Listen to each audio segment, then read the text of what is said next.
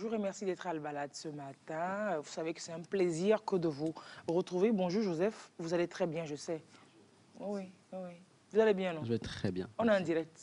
Oui, je sais. Non. Ça sent des menaces. C'est une information. On est en direct. On est en direct sur la TVT. Vous nous suivez partout dans le monde, dans la galaxie, sur Mars, sur la Lune, partout, c'est en direct.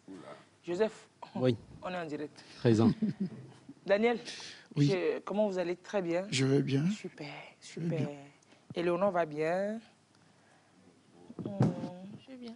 C'est vrai, on va faire pause d'abord dessus. Je ne t'ai pas encore adressé la parole. Merci. Ok. Alors, on va dire bonjour à nos chers invités. D'abord, bonjour au professeur Issodina Perret.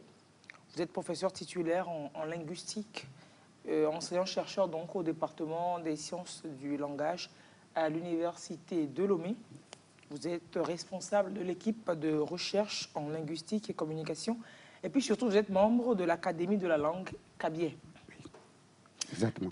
On vous reçoit sur ce plateau dans la foulée de la célébration de la journée des langues maternelles. Vous faites un gros travail sur justement le Kabyé. On en parlera, vous nous direz comment les langues maternelles peuvent servir au développement et comment vous pourriez penser une éventuelle réorientation des curricula de formation orientée donc vers la promotion des langues nationales. C'est possible? Oui, c'est possible. On peut factoriser en Kabyé? Bien sûr, bien sûr. LN2 peut aller en Kabyé? Oui, pourquoi pas. Comment on pourrait dire ça? Mais quelle expression mathématique est-ce qu'on pourrait dire en Kabyé? Comment on pourrait la dire? Et vous parlez de quelle expression? Non, je parle d'une expression mathématique comme ça. Parlez. Soustraction. Oui, soustraction. Parlez. Addition. Addition sozo. Ososo. Oui. Et division. Division théo. Nteo. Théo. Multiplication. Tam. C'est un allant ça ou bien? Tam. Est-ce qu'il y a carré en machin? Bien sûr. C'est à elle de nous dire. Multiplication, c'est bien, c'est Tam. sous forme factorisée en Tam. carré. Oui, tam. Multiplication, ça fait tam. C'est ça. Factorisé. Tout ça. Oui, il y a racine Il y carrée. a racine carrée. Oui. C'est comment on appelle? Pabo, il y a abaka. Pabo, abaka. Donc, ce qui veut dire qu'on peut faire repère, autonomie, OIJ, machin en Kabyé. On peut le faire dans toutes les langues africaines, c'est possible. Nous avons la possibilité de le faire, puisque les mathématiques sont nées en Afrique. En Afrique, en Égypte. Bien sûr. Bon, faire Kabyé et faire les maths en français, déjà, c'est pas évident. Vraiment. Quand les tam et les korongas de racines carrées Pabo. vont se mêler, bon, on va en parler. On va en parler, aujourd'hui. On va en parler aujourd'hui. Exactement. Monsieur Clovis Niaoui, vous nous venez de la prévention routière togolaise et vous entamez votre campagne habituelle de réglage des phares. Et c'est un devoir que de le rappeler parce que la route continue de tuer par diverses causes. Les phares, c'est très important la nuit pour voir et pour être vu, nous dites-vous souvent. Merci d'être là. Merci. Alors, peut-être que je n'ai pas donné tout le nom. Monsieur Clovis Niaoui David, complété. C'est bon. Il ne faut quand même pas allumer les phares sur tout ça. Exactement. C'est vrai, comment vous allez? Très bien. Bonjour Lys, on a eu du retard, c'est dû à qui? Pas à moi. Merci pour le mensonge. Non, c'est pas à moi. Hein. Et, réalisateur, c'était à moi. C'est votre programme que vous avez passé jusqu'à 8h08 là, non? Ça sent les hostilités. Et comment? c'est vrai. On doit commencer à 8h03 à cause Non, des, à 8h, à pile, cause pile, des poil, femmes poil. qui passent le phare. C'est justement c'est l'occasion. Oui, c'est les là phares où qui ils ne sont voulaient pas en venir. réglés. C'est le moment de régler leur phare aussi. Ils passent tout. Et elles préparent déjà le 8 mars. Quoi. Et vous savez pourquoi on peut dire que les femmes n'ont pas le pied sur terre? Elles sont sur Mars. Elles ont dit oui à mars. mars. Voilà. Donc elles ont perdu le Bon. Ça, c'est ingénieux. Elles ont dit oui à Mars. Elles ont oui. 8 à Mars. C'est pourquoi parfois les hommes ne les comprennent jamais. On a l'impression qu'elles sont sur une autre planète. Quoi. Ouais. Vous dites, tu sais ce que ma femme m'a encore fait? Monsieur Niaoui, Merci. c'est vrai que vous ne nous comprenez pas souvent. On n'est pas compliqué, non? C'est très simple. Vous êtes Nyambo-popo. très compliqué. Merci. Hein? Très compliqué. Professeur, Oui? la femme est compliquée. Non. Merci. Oh, c'est une histoire de majorité. Hein. Il est seul à C'est un peu dire comme la Votons, mathématique. votons. Et le nom, votons. 1, 2, 3, 4, 5, 6. Vous, c'est 1, 2, 3, 4, terminé. Quand on dit que... Il ne peut pas trouver la vie compliquée, c'est vrai. Quelqu'un qui va battre un cabier, rien ne peut être compliqué. Il a vu plus compliqué que ça. Des hautes têtes. Il a vu plus compliqué que ça, oui. Et c'est pas méchant, en fait. Quand on dit que les femmes sont compliquées, on n'arrive pas toujours à les saisir, quoi. Quand vous croyez tenir le bon bout. Ouais. Et puis, c'est pour ces caprices-là qu'elles sont indispensables. Vous aussi, vous n'avez pas la facilité. Donc. Ça. Vous êtes savez, de gros courageux. Vous savez vous en sortir. Hein. Cela dit, Ouais. Lise, bonjour, c'est sans rancune. Hein. Joseph, ça ne sent pas trop bon pour vous, je crois. et vous allez nous dire la pire bêtise que vous avez faite quand vous étiez petit ou jeune et qui a fait mal à maman. Nous deux. Et qui a fait mal à maman. Et qui a fait mal à maman. Commencez vous deux déjà, on va voir. Mais pas la bêtise contre maman, hein, mais que vous n'importe quelle bêtise, mais que maman n'a pas aimé du tout de vous. Bon, tu vois, les deux là, ils vont avoir le choix. Oui, voilà. Ils vont tellement avoir le Vous pouvez choix, avoir 10, j'imagine. mais bon, donnez-nous une seule. La pire, c'est celle que vous estimez être la pire. C'est votre chauffement. Moi, j'en ai deux. Non, je vais Deux une seule. pires. Deux pires. Dans le pire one. C'est disputer une fille avec mon prof d'anglais en troisième. Oui. En quelle classe? Troisième. C'est quand même osé, hein? Purée. Non, sérieusement. Les jeunes, il ne faut pas suivre des exemples de ce genre. Oui, oui. Il l'aimait et je l'aimais, follement. Quel est là? Il dit follement quoi? L'amour n'a pas de raison. Il dit il aimait, je c'est l'aimais vrai. follement. Il continue aisément. Et ça n'a pas été simple. Ah ben ça. Évidemment. Bonjour, monsieur Mpati. Non. C'est quel genre vous avez eu par ici? Joseph, lui, il a eu des rivales dans sa vie. Hein. Ouais. Quel Il courage. dit ça n'a pas été facile. Il a su encore. Ah non, ça n'a pas été Et puis vous facile. le saluez, hein?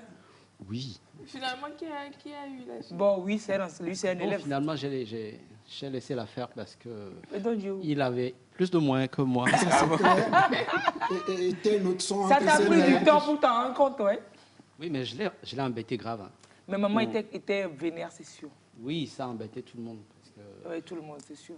cette concurrence-là, c'était pas... C'est pas grave. C'était pas très intelligent, hein? Oui. On s'est retrouvés un soir chez la fille. Moi, j'y étais. Et lui, il vient. Et lui, il arrive. Il fallait partir. Qu'il fallait partir. Ah, mais ça n'est plus à l'école, Pourquoi hein? il fallait partir? On n'est pas à l'école. Il m'a demandé de partir, mais comme on il n'est t'a pas à demandé de l'école, partir. oui. Mais comme on n'est pas à l'école, j'ai dit je pars Je pas. pars pas. Je ne bouge pas. On va se retrouver demain à l'école. Tu as oublié qu'il y a des moyens de pression. Et donc, tu n'es pas parti. C'était ton professeur d'anglais. D'anglais, oui. Tu lui as dit en anglais, no bougie. Non, même pas. Ah, ok. Un bon éveil. En bon niveau, il dit, Ouais. Je ne bouge pas. et tu n'as pas bougé. Ah non, j'ai pas bougé. Et la suite à l'école, ça n'a pas été... Ah oui, ça n'a pas été sain. Et ça n'a pas été ça. Tu parles de quel fait? Tu parles de quel c'est? Leçon J'ai d'histoire eu des ou bien- notes non justifiées. Ah bon? On m'a dégagé de la classe la plupart du temps. Tu sais que je mens pas. Hein. Bon, après, on a gardé de bonnes relations. Bon, bon, avec Ouais, ouais. Le temps règle toujours les problèmes. Oui, mais bon, laisse qu'elle. Toi, tu aurais pu connaître des retards à l'école. Non, redoubler ta classe. j'étais bon en anglais, il faut dire. J'étais Non, très il a bon. tout fait, mais au moins la moyenne, tu avais la moyenne. Oui, et puis c'est la troisième, donc c'est l'examen. Qui comptait? Il n'y a rien à voir avec ce qui se passe en Chers classe. amis, ne suivez point l'exemple de ce, Non, Tout ce c'est qu'on pas- va de dire, ce mauvais tout ce qu'on adolescent. va dire ce matin comme expérience d'adolescence ou d'enfance, ce n'est pas à répéter. Non, même pas un peu. C'est des bêtises, on a bien dit. On a bien Absolument. dit, des bêtises. Voilà. On Les ne copie bêtises pas les sont bêtises. voilà. Dan, Ouais, bon, moi, c'est une seule fois, hein, puisque c'est la une seule seule fois. fois. Ouais. Voilà, ça c'est la La deuxième pire- bêtise. Non, non, Tu ça dit, viens de mentir. puisque c'est la seule fois qu'elle m'a frappé également. Donc, je suppose que c'est... C'est la seule fois qu'elle était voilà, fâchée, c'était la- vénère, voilà, ouais. C'était la seule fois qu'elle était véritablement fâchée. Gosse, on aimait les dimanches courir de chez nous jusqu'à la frontière du Ghana. Et Bon, de chez vous, dimanche c'est matin- vers le grand marché. Là. Oui, À Guiacom, à Guiacom, oui, c'est pas voilà. loin du grand c'est marché. pas loin du grand marché. Donc, de chez nous à la frontière, de la frontière à la maison, tous les dimanches matins. On fait dans les groupes de sport. Là. Donc, le papa n'aimait pas beaucoup qu'après ça, qu'on fasse un tour à la plage, ni pour mettre le pied dans la mer. C'est ni sûr que quoi vous ce soit. nagiez ça. Mais un dimanche, on est 3 garçons, donc un dimanche, on a dit... C'est toujours dangereux d'avoir 2 garçons qui se suivent, 3 à la suite. Voilà. C'est grave. Pour les familles. Un dimanche, après le sport, on s'est dit, bon, on va aller quand même se rafraîchir un peu dans la mer. Dans la mer. Après, on va mettre de l'eau, on va acheter de l'eau au bord de la route. Pour enlever l'eau salée du corps. Sel, puisque quand on rentre souvent, le papa fait des tests pour voir pour détecter un peu le taux de sel que vous avez sur vous. La peau. Voilà, pour voir si vous avez mis pied dans la mer. Dans la mer. Donc, il met sa langue, il goûte un peu votre peau pour voir si c'est salé. Donc, ce jour-là, on est rentré dans la mer. On se baignait. À un moment donné, moi, j'avais eu faim. Donc, je suis sorti de l'eau sans prévenir mes 2 frères. Je suis venu au bord de la route m'acheter du pain. Pendant ce temps, eux se sont rendus compte que leur petit frère n'est plus là. Et ils ont commencé par le chercher et tout en pleurant. Là, quelqu'un qui connaît la famille de passage les a vus. Il y a qu'à ce moment qu'il peut passer. Voilà. C'est pas lui, de au lieu service. d'aider les 2 à me retrouver, il part. Paf, il rentre à la maison, annoncer la nouvelle aux parents que apparemment Daniel, il retrouva parce que ils sont rentrés dans la mer et ses 2 frères sont en train de le chercher. Mon papa se préparait pour partir à la messe. Il a dû enlever tout ce qu'il a mis. Panique à la maison. Voilà, et il se préparait à venir à la plage nous chercher quand nous-mêmes on débarque à la maison. Donc à mi-plage. À 3. À 3, on débarque. Puisque moi je suis revenu. Il est revenu le temps que l'autre est allé vendre la mer. Je suis revenu il est retrouvé à la mer. Le temps que l'autre n'arrive à la maison, moi je suis revenu retrouver mes frères. Eux ne savaient même pas que quelqu'un de connu les a vus et que la nouvelle était. Donc vous ne saviez pas qu'il y avait un truc qui nous attendait à la maison. Il y avait un truc qui nous attendait à la maison. Vous vous êtes bien lavé après. Exactement, on a fait notre plan. Comme si vous aviez. Voilà, et on est rentré à la maison. On rentre à la maison, papa nous voit, il ne nous dit rien. Il retourne dans sa chambre, remet ses habits, il prend sa moto, il va à l'église. Personne ne nous dit rien. Donc pour nous, votre plan a marché. Notre plan a marché. Il rentre de l'église maintenant et il nous appelle. Quand il va nous frapper, il fait... Il y a un ton. Kami, c'est le grand frère. Ça. Quand tu entends ça... Il faut savoir que les autres... Zola Meublé. Et j'entends derrière, papa, j'entends Daniel. Je dis, ouais, on est foutu. Donc directement, je suis, et puis il appelle le 3e. Il appelle dans l'autre, quoi. Dans l'autre, décroissant, le grand frère, celui qui suit le petit. Il nous appelle et on est arrivé. Il dit au grand frère, va me chercher le bâton dans le réfrigérateur. Il a mis au frère. Il a mis au frère. Le bâton sur mon frère. C'est ça, on dit la franchement, c'est un plat qui se mange. Congelé. Ça fait encore plus mal quand c'est frais. Ouais. Okay. Ça semble lourd, donc il n'a pas besoin de beaucoup d'énergie pour que vous sentiez le coup passer. Joseph est impressionné en fait. Et il prend un tabouret de cuisine, un tabouret des mamans là, et il s'assoit, vous couchez à même le sol devant lui. Et puis les fesses viennent en vue. Vous prenez des fessées. Et là, il a fini de nous fesser. Nous, on pensait que c'était bon. Il dit, vous aimez nager, non? À la maison, on avait beaucoup de sable. C'est long, hein, mais je vais y arriver. Donc, on est alignés, comme M. Clovis et l'autre. On est alignés, comme ça, on est couchés, nous 3, et on devait nager du fond de la maison à la porte. Dans le sable. Dans le sable. Ils aiment nager, non? Torse nu. Vous savez, vous aimez nager, non? Donc, maintenant, il est derrière nous. Il est derrière nous avec son fouet. Nul ne doit dépasser l'autre. Vous devez être synchro. C'est-à-dire qu'il voulait nous montrer le jour là, comment il a eu mal quand il a appris qu'un de ses fils a peut-être disparu au fond de la mer. Et donc, à toi, si tu vas trop vite, on te tape. Si tu vas trop lentement aussi, on te tape. Il faut que ça synchronisé. Le rythme. Puisque vous vous êtes mis d'accord pour faire un truc, mettez-vous d'accord pour nager aussi dans le sol à la maison. Et il a fait ça. Notre maman était au fond, en train de nous regarder sans mot dire. Nous, on pensait que on pensait que c'était bon. Que c'était de manière synchronisée, que son mari et elle vous punissaient. Oui. Or, elle nous a fait à manger. on a même pris le Les temps mamans, de... c'est à l'aube que ça Ouais, gère ça. on a même pris le temps de faire la sieste. Or, quand on faisait la sieste, avant que le papa ne revienne, maman a fait couper, on a à la maison, comment on appelle ça là, le palmier. Et oui. On a le palmier à la maison. Et elle a coupé les rameaux. Et les oui. rameaux. À défendre les rameaux. Donc, Elle a enlevé les feuilles et puis... Non, les rameaux même, les rameaux. Ah oui, les rameaux Les même, bien rameaux, sûr, c'est des ça fois. qu'elle... Voilà, les rameaux, c'est bien... Voilà, donc c'est ça qu'elle a coupé. Elle a coupé les rameaux et elle les a cachés dans la chambre. Jusqu'à l'époque, on dormait avec elle. Elle ne nous a rien dit.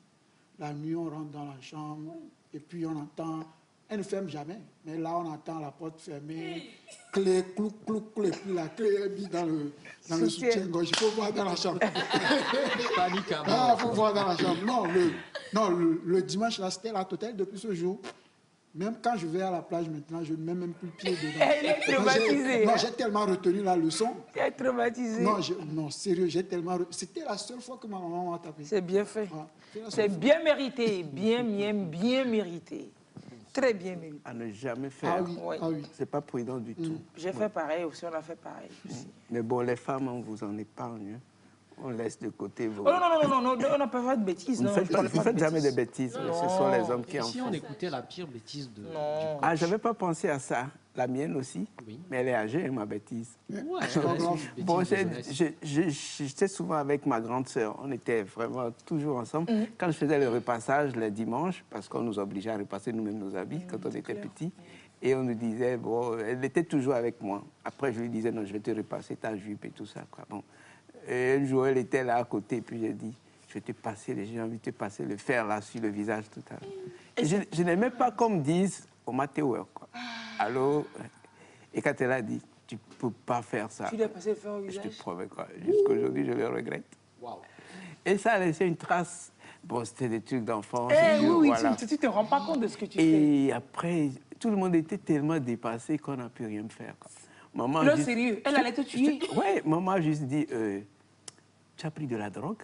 Oui, parce qu'elle ne peut pas comprendre. Ouais. Simplement parce que je n'aimais pas qu'on me dise, au matéo. C'est vrai, Mathéo. Non, je n'ai plus cet âge. Heureusement. Oui, c'est tout, quoi. Mais là, après, je me dis, c'est... Non, en Ouais. adolescent, Ah vraiment, oui, c'est oui. ça réfléchit autrement. Ah oui, effectivement. Ça réfléchit, mais complètement Et là, autrement. ouais. Et tu lui as repassé le visage au lieu de la C'est jupe. pas que le visage était froissé, quoi. Je n'avais pas de raison. Non, le visage n'était pas froissé, vous étiez jeune en plus. Voilà, simplement, elle a dit. Si tu avais des tu peux pas le rides, faire. on se dirait peut-être que tu voulais, mais même les rides, Ouais. le faire à À repasser, ne le pas faire. répéter chez vous. Non, à ne Ouais. pas répéter. Jamais. À ne pas repasser chez vous. Le visage, ça ne se repasse pas. Et on va voilà. souffler. Purée, là. On va souffler sur de la Ben, ouais. chaleur bien défroissante. On va siffler, puis on revient juste derrière. Repasseur.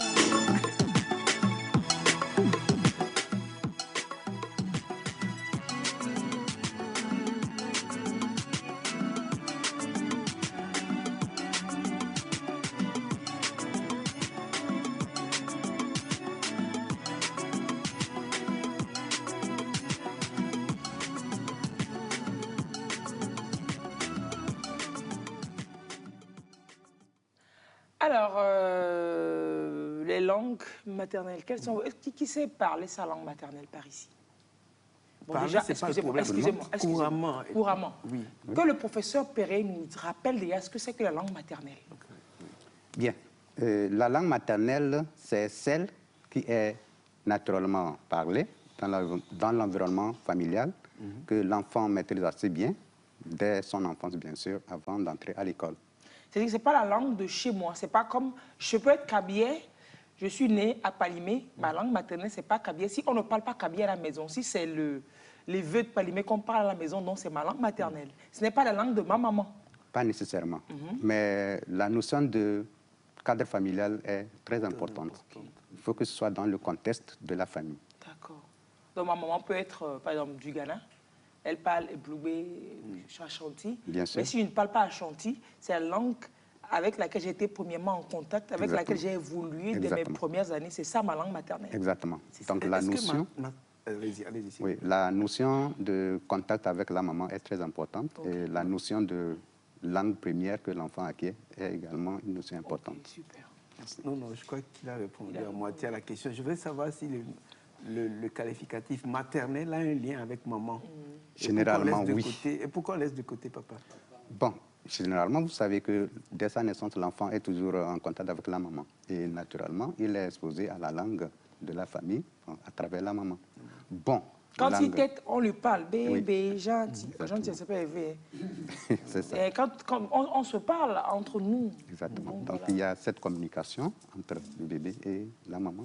Et l'enfant prend le bain linguistique comme ça. Et puis, il évolue naturellement dans ce cadre-là. Aujourd'hui, on a l'impression qu'on ne maîtrise plus très bien nos langues maternelles. Bon, Servet peut le dire. Hein. Et Oui. pas que moi. Hein. Parce que tous ici, si je vous demandais de dire, et quand il pleuvait, j'ai pris mon parapluie et je me suis abrité sous le parapluie. Comment pourriez-vous me dire ça dans votre langue sans utiliser le mot parapluie? Et nous, parapluie à Katagui. Ah, Katagui à Gomé. Que dit des jams, soit Katagui ou le Katagui à Gomé. le parapluie, c'est Katagui. Voilà. Vous savez, moi j'ai fait l'école de Nana FM, donc ça m'a ramené un peu vers ma langue maternelle. Joseph, dans la langue maternelle, on dirait ça comment? Katagui aussi, c'est tout le mot compliqué. Moi aussi, je ne connaissais pas le terme. Non, mais comment on l'appelle parapluie là, dans votre langue? Je ne sais pas. Non, Katagui, c'est parapluie. Non, ça doit être Katagui parce que ma grand-mère, chez elle, après, ça doit être la même chose. Donc, Katagui. Et en Kabylie? En Kabylie. Les mains. Ok. Les mains. Oui, oui, c'est les mains. Oui, Le parapluie. oui. Rattrapage. Oui, c'est les mains. Et le trésor public? Le trésor public. Vous avez dit comment? Douédé, Douédé, c'est le quoi? c'est le lieu, l'endroit public. où. Et la banque? Bon, L'idée, c'est l'argent. c'est l'argent. Oui, la banque.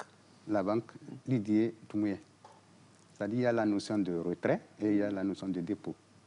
Par Bon, exemple, c'est quand parce que c'est le prof dans la banque. Gajraroupi. Et le trésor public? Alors, attends, je vais te le dire. Le trésor public. C'est quoi l'affaire d'argent ce matin, le trésor ce matin? Et non, souvent, c'est parce que les institutions, ce qu'on n'a pas dans nos langues à la base, sont difficiles à traduire. Le ministère, comment on appelle le ministère en éveil? Du donno. Dudonopé. Et En Kabylie, c'est comment? Dudonnola. Et le ministre. En Kabylie, c'est comment on appelle? Généralement, on utilise un emprunt, Minici. Minici. Voilà, on a beaucoup, merci, on a beaucoup plus de ces emprunts-là. Oui, beaucoup plus. Ouais, ouais. Quand on dit shoemaker, Celui c'est qui fait les cordonnier, c'est cordonniers. shoemaker, je crois.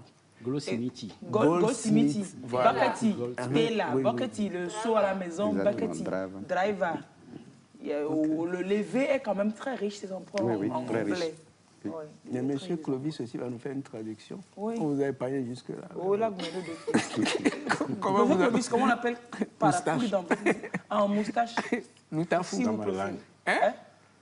Parapluie dans ma langue, Maternelle, c'est laquelle votre langue maternelle? c'est le mina. C'est le mina. Katagbi, C'est la même chose. Ah et en bon. moustache, il y a comment on appelle Le moustache? Noutafou. Le noutafou. Oui, c'est vrai. Le noutafou. hein. Oui. Ah, dans tous ces Et la barbe? Again. Ah oui, c'est vrai, gay. Oui. D'accord. Ah oui, c'est vrai. C'est pourquoi on appelle l'autre tafou aussi. Mais il y a des notions qui n'existent carrément Oui, le pas. téléphone portable, par exemple. Alors, mais Alors, le Kapomovi. Kapomovi. En Kabylie, comment on appelle le gangalafou? C'est le téléphone globalement. Oui, généralement. Gangalafou. C'est également un emprunt. Gangalafou, Oui, c'est un emprunt de l'anglais kankphone. Quoi? Kankphone. C'était les anciens combinés qu'on Oui, tournait là. qu'on tournait là. Exactement. Oh, ça qui dit gangalafou. Oui. Donc, il y a emprunt et adaptation. Et qui connaît la télévision? Didipe nous pommons. Et le poème, un poème. La télévision en Kabylie. Ah, Didipe ok. nous pommons. Kalam kalam nyoyo. Mieux. c'est-à-dire- C'est parce que la lumière fait kalam dedans. Non, les images. C'est en les rapport images. avec les images qui passent à la télé. Nyo, c'est image. Non, nyoyo, c'est machine. Et kalam, c'est quoi? C'est les images qui passent l'une après l'autre. Lui, après l'autre. Ok, ok. Kalam, nyo. Professeur, poème, Poème. Je ne sais pas si c'est la même chose que la poésie. Parce que Un poème, c'est un élément de la poésie. La poésie, c'est le genre. global, c'est le genre. Mais là, ouais. je crois que c'est Nyafokbe. Niafokwe, la poésie. Malheureusement, même si tu montes, on ne saura pas. Non, Non, et Niafokwe, c'est pas faux. Oui, c'est des mots je qu'on pense, c'est ce que rassemble. j'entends Poème. souvent. Quand tu fais un poème et une Non, fable, non, c'est pas Niafokwe. C'est pas Niafokwe, Niafokwe, c'est construction de phrases. c'est vrai. Ah, c'est la phrase qui devient Niafokwe, c'est clair. Ah, c'est vrai. les poèmes... Comme poème en cabier, c'est Ouais, comment, mais professeur? Je sais pas. Que, Méga? que, C'est ça qui est Kabien, qui te m'envoie répéter. C'est moi. C'est pour vous autres que je fais ça. C'est pour vous. Sinon, si ce n'est pas pour vous, moi, je n'avais pas besoin d'apprendre tout ça. C'est pour vous. Ah, tu as besoin de connaître les mots dans Je ta les langue. connais. Déjà, c'est pour vous. Lise. Oui. Comment dirait-on Arrêtez de rire derrière là-bas. comment N'imaginez dirait-on pas ça. Vous connaissez C'est pour tout. vous. Lys, Bon. comment dirait-on bon appétit en En cabier. voyez en cabier Professeur, et en comment on mina? dit bon appétit en cabier? On a dit En lisse. éveil. On a dit lisse. Professeur, comment on dirait bon appétit en cabier? Yanto. Nyanto, te wekundudwe. Toi et le mangement. Exactement. Ah, micro. Le Parce que micro ça en n'existe cabier. pas en Le éveil. micro en cabier. Oui, bon, en Bon anglais, on appétit. dit juste midounou. Midounou. Voilà, naison, c'est pas, ça ne veut pas dire bon appétit. Oui, c'est Bon appétit n'existe pas Parce en qu'on effet. peut te souhaiter bon appétit avant que tu commences à manger. On te souhaite de l'appétit. Mais en éveil, ça n'existe Mais pas. comme on a bon- non, En il y a tout cas, pas bon appétit je ne en connais éveil, pas le c'est vrai. terme consacré. Ah, bon, peut-être qu'on ne sait pas. On dit, non, bon, il n'y a peut dire pas. On dit Vous juste. m'ignorez. Non, non, par exemple. Vous m'ignorez avec manger. Mangeons, hein, oui. Non, mais C'est des notions qui n'existent pas. Parce Merci. que, est-ce que, On a adapté, c'est Merci. est-ce Voilà, que le chez problème, nous, nous avions des on n'a problèmes? pas Enfin, ça. est-ce que nos ancêtres avaient des problèmes d'appétit? Non. Enfin, On il y avait mangeait. des fruits, on mangeait bien et tout. Donc, il n'y avait Non, pas mais- ce besoin-là de souhaiter de l'appétit à quelqu'un. Ou alors Je me peut-être dis, qu'on hein. ce partageait. n'est pas parce qu'on manquerait d'appétit, mais c'est une façon polie de dire à la personne de manger, quoi. C'est comme tu dis bonjour. Et voilà. Quand tu vois la personne en train de manger, tu dis... Ouais. Eh ben, bon appétit. Souvent, Enjoy. c'est ce Ouais, qu'on fait encore, maintenant. il y a Quand tu pas- vois quelqu'un en train de manger, toi-même, tu lui dis midounou, et la personne qui mange va te dire naison. Naison. C'est un peu du genre C'est bon ça. appétit. Oui. Tole. Non, c'est pas que chez nous. Hein. Moi, il y a personne à un vieux Congolais avec qui, enfin, je suis ami avec son petit-fils. Et un jour, on voulait trouver la porte. Comment appeler porte en lingala? Parce que souvent, quand je vais chez eux, ils me disent souvent, le vieux me dit, Daniel, Kanga porte, Daniel Fungola porte, ouvre la porte, ferme la porte. Je dis, papa, mais comment est-ce qu'on dit porte en lingala?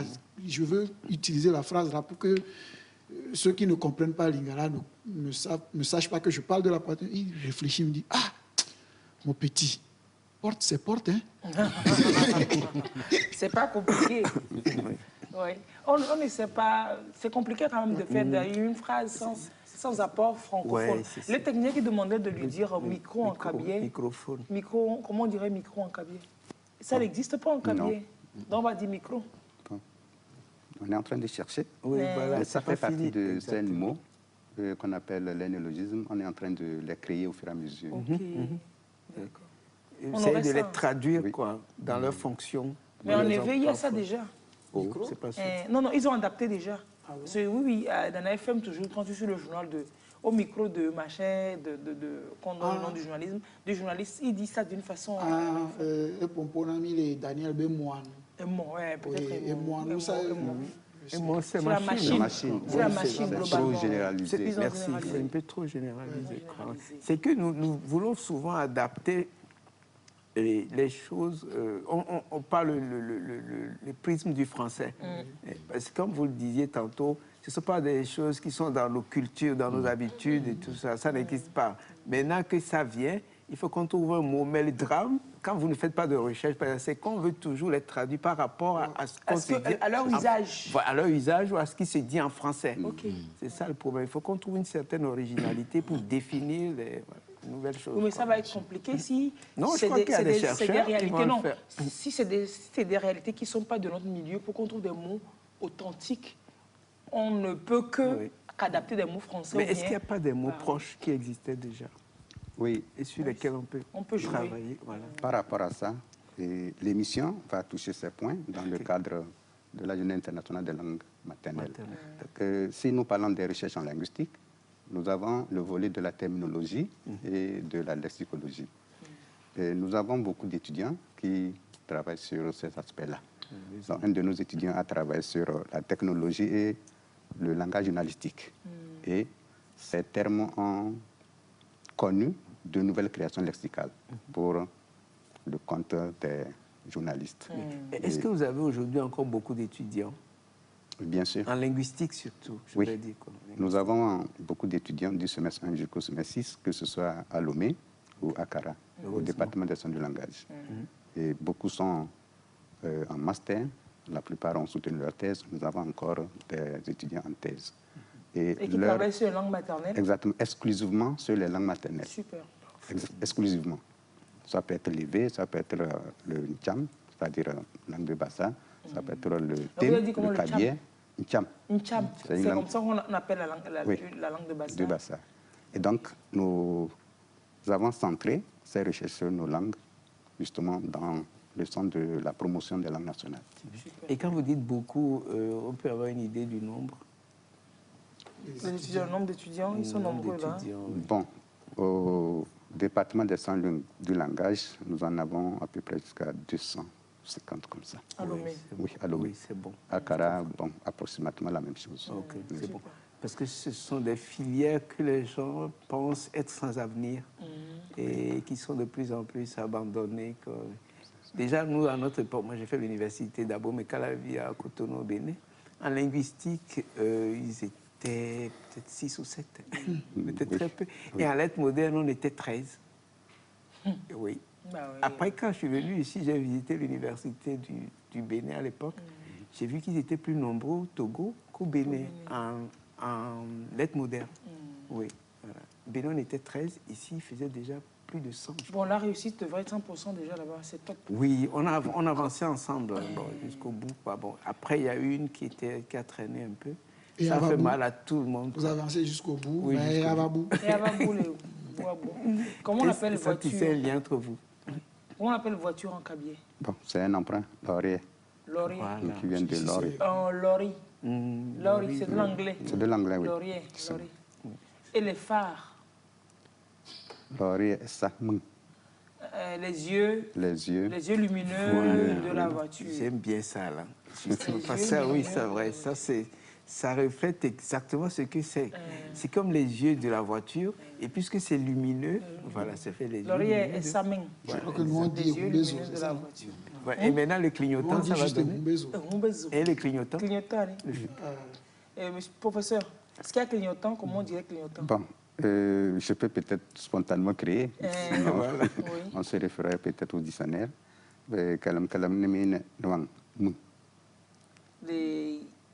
La lumière qui bouge. Non, la lumière qui clignote. Qui clignote. Côté droit, côté gauche. Oui, c'est... Et à propos de clignotant, avant, on s'amusait, on disait Ezokele au miaku miaku. Ça aussi, ça peut le faire. Super. On va parler de réglage de phare dans l'émission aussi. Mais dites, le Niger, oui, c'est le Niger qui a fait cette expérience de commencer la scolarisation des enfants dans leur langue maternelle, jusqu'à un niveau, je pense 3 ou 6 ans du primaire, ils ont commencé la scolarisation des enfants dans les langues maternelles. Et au bout du compte, mais l'expérience est vraiment probante, les enfants ont mieux réussi que ceux qui étaient directement en contact avec le français. Professeur, ça s'avère. Hein? Bien sûr, ça c'est une réalité indéniable. Ce qui est important, c'est de faire savoir aux parents l'intérêt et l'importance de nos langues maternelles avant l'entrée de l'enfant à l'école primaire. Et cela avait commencé avec la réforme de 1975.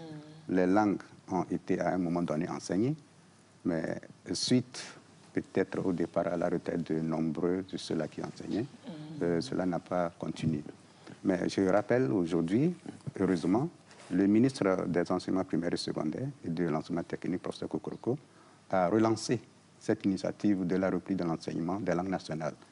Okay. Des équipes ont été mises sur pied pour faire l'état des lieux de l'existant par rapport au matériel didactique, afin de voir concrètement quelles seront les possibilités de relancer l'enseignement des langues nationales. C'est en cours. Et il faut rappeler également qu'il y a dans les ZENI créés dans chaque région. Les ZENI, c'est les écoles normales d'instituteurs. Exactement. Ou également les langues nationales en prévision ou en prélude à cette reprise les langues nationales sont également enseignées là-bas sous forme d'écoles pilotes. On pourrait exploiter ces acquis et en plus de ce que l'université produit pour renforcer justement le volet didactique. On appelle quelque chose sevrage linguistique qui peut bousculer un peu le développement cognitif de l'enfant. Exactement, madame. Alors, nous partons du concept de sevrage en termes maternels. Lorsque l'enfant est né, il est conseillé, vous êtes nos sœurs, vous savez, que l'enfant doit être nourri au lait de sa maman pendant une certaine période, 6 mois au moins. Au moins minimum 6 Et mois. cela lui permet d'acquérir naturellement les éléments nutritifs pour grandir.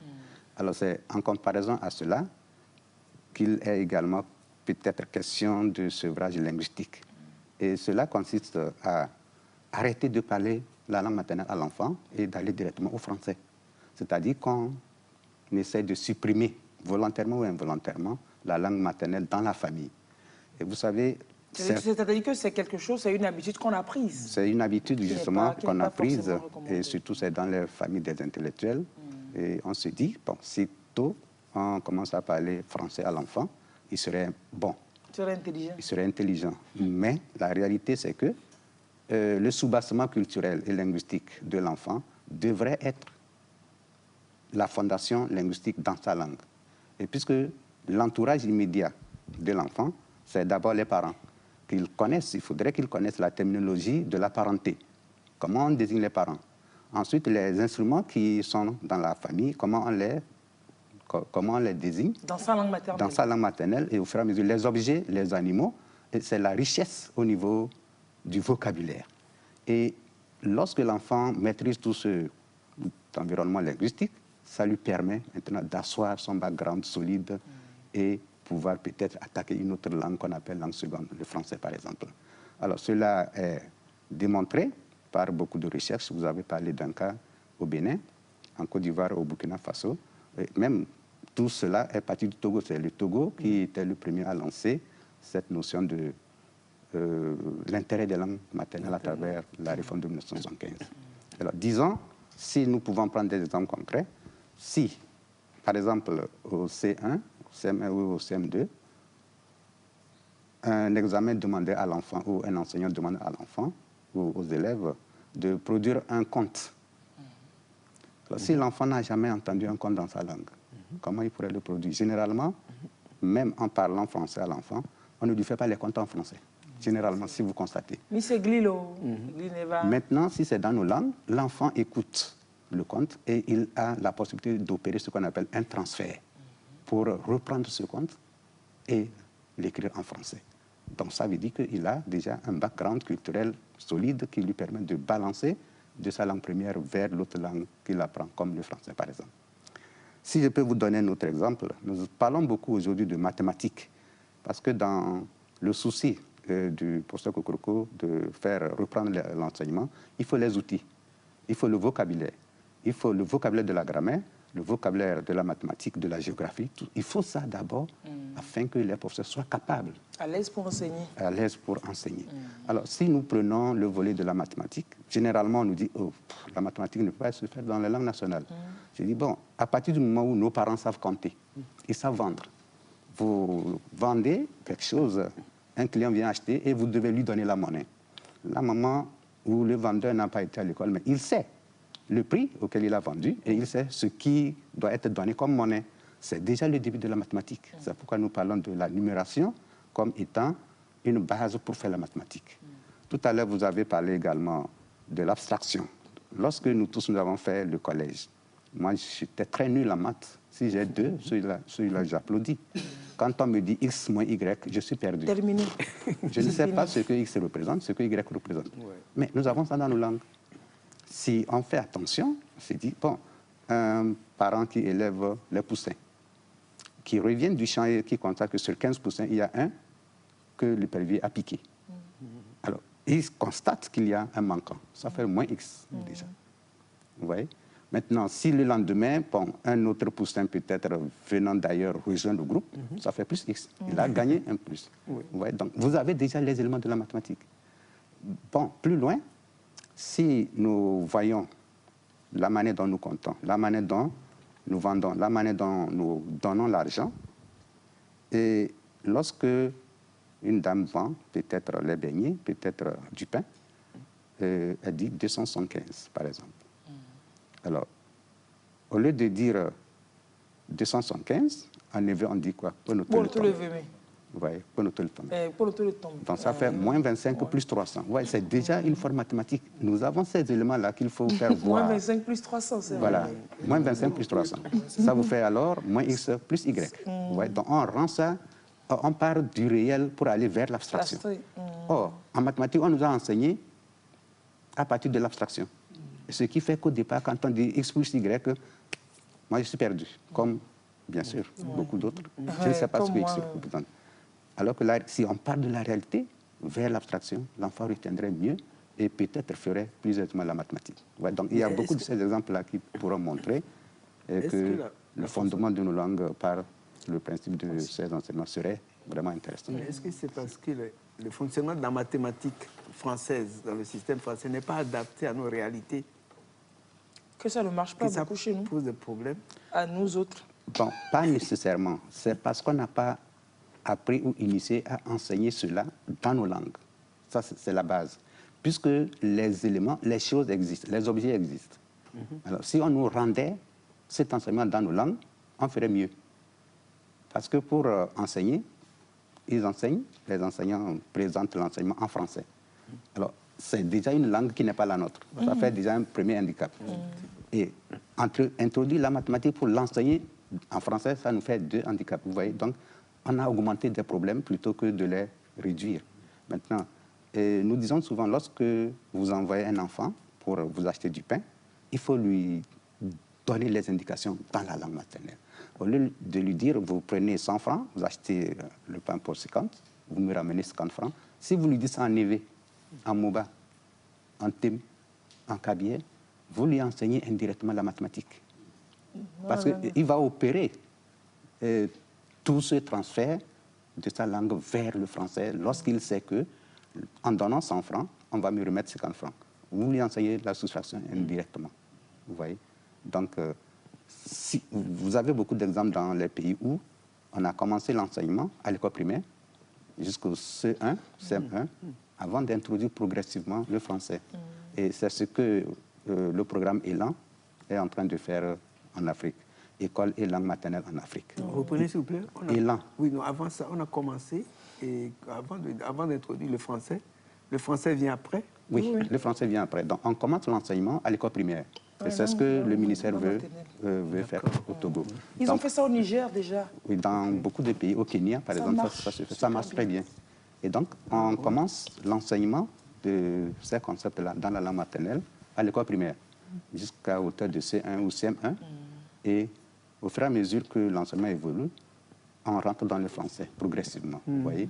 Et je parlais de Élan, École et langue maternelle en Afrique, qui parle de processus ou de la technique école biplurilingue. C'est dans ce sens. Donc, on introduit d'abord la langue maternelle. L'enfant acquiert son environnement, les concepts de son milieu dans sa langue et opère maintenant un transfert vers le français lorsque le français est introduit.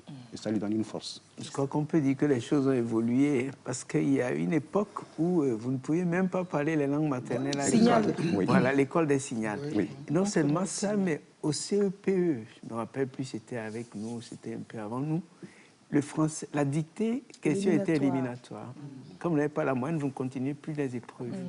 Oui, je ne savais plus si c'était... Non, c'est le CEPE, on a passé ça. Avec le train de 8 heures. Oui, vous aussi.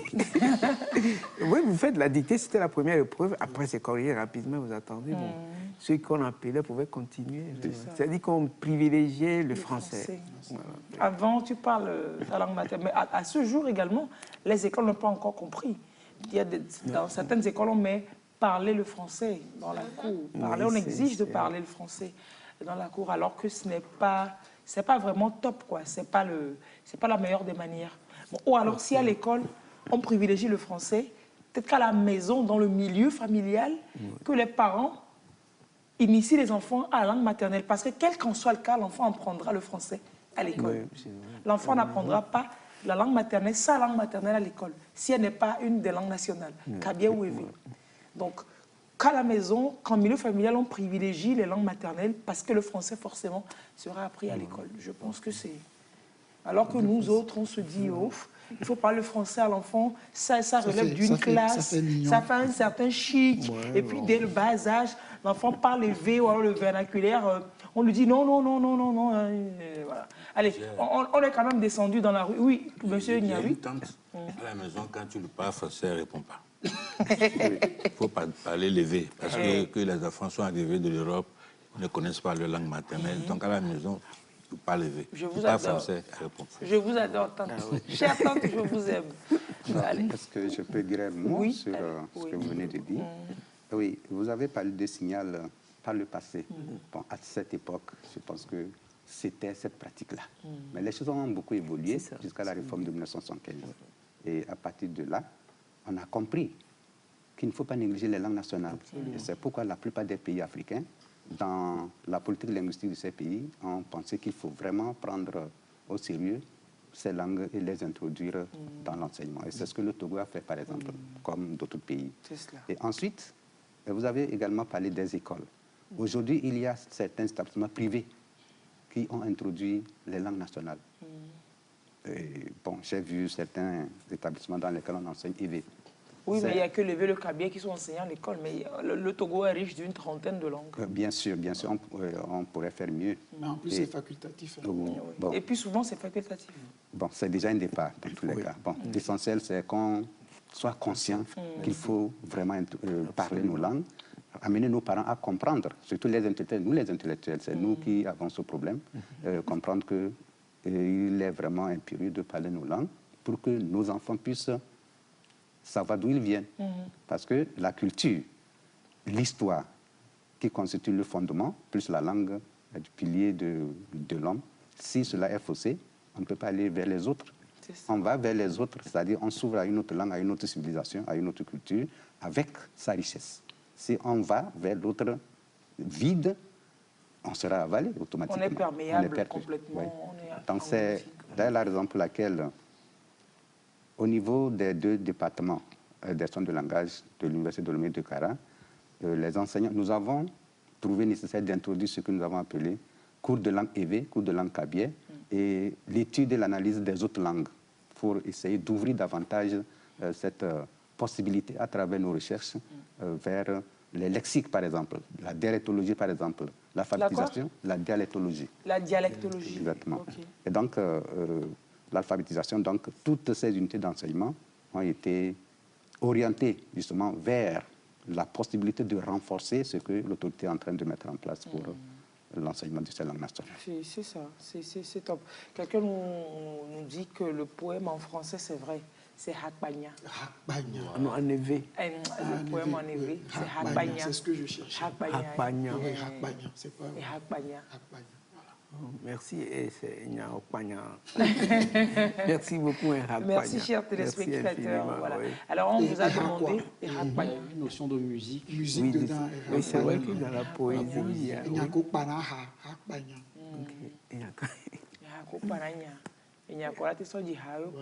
Bref, on vous a demandé si vous saviez lire, compter, entre autres, ce que vous pensiez de vos langues maternelles, si vous saviez compter. Parler, tenir 1 à 2 minutes sans mettre un mot français là-dedans. Voilà.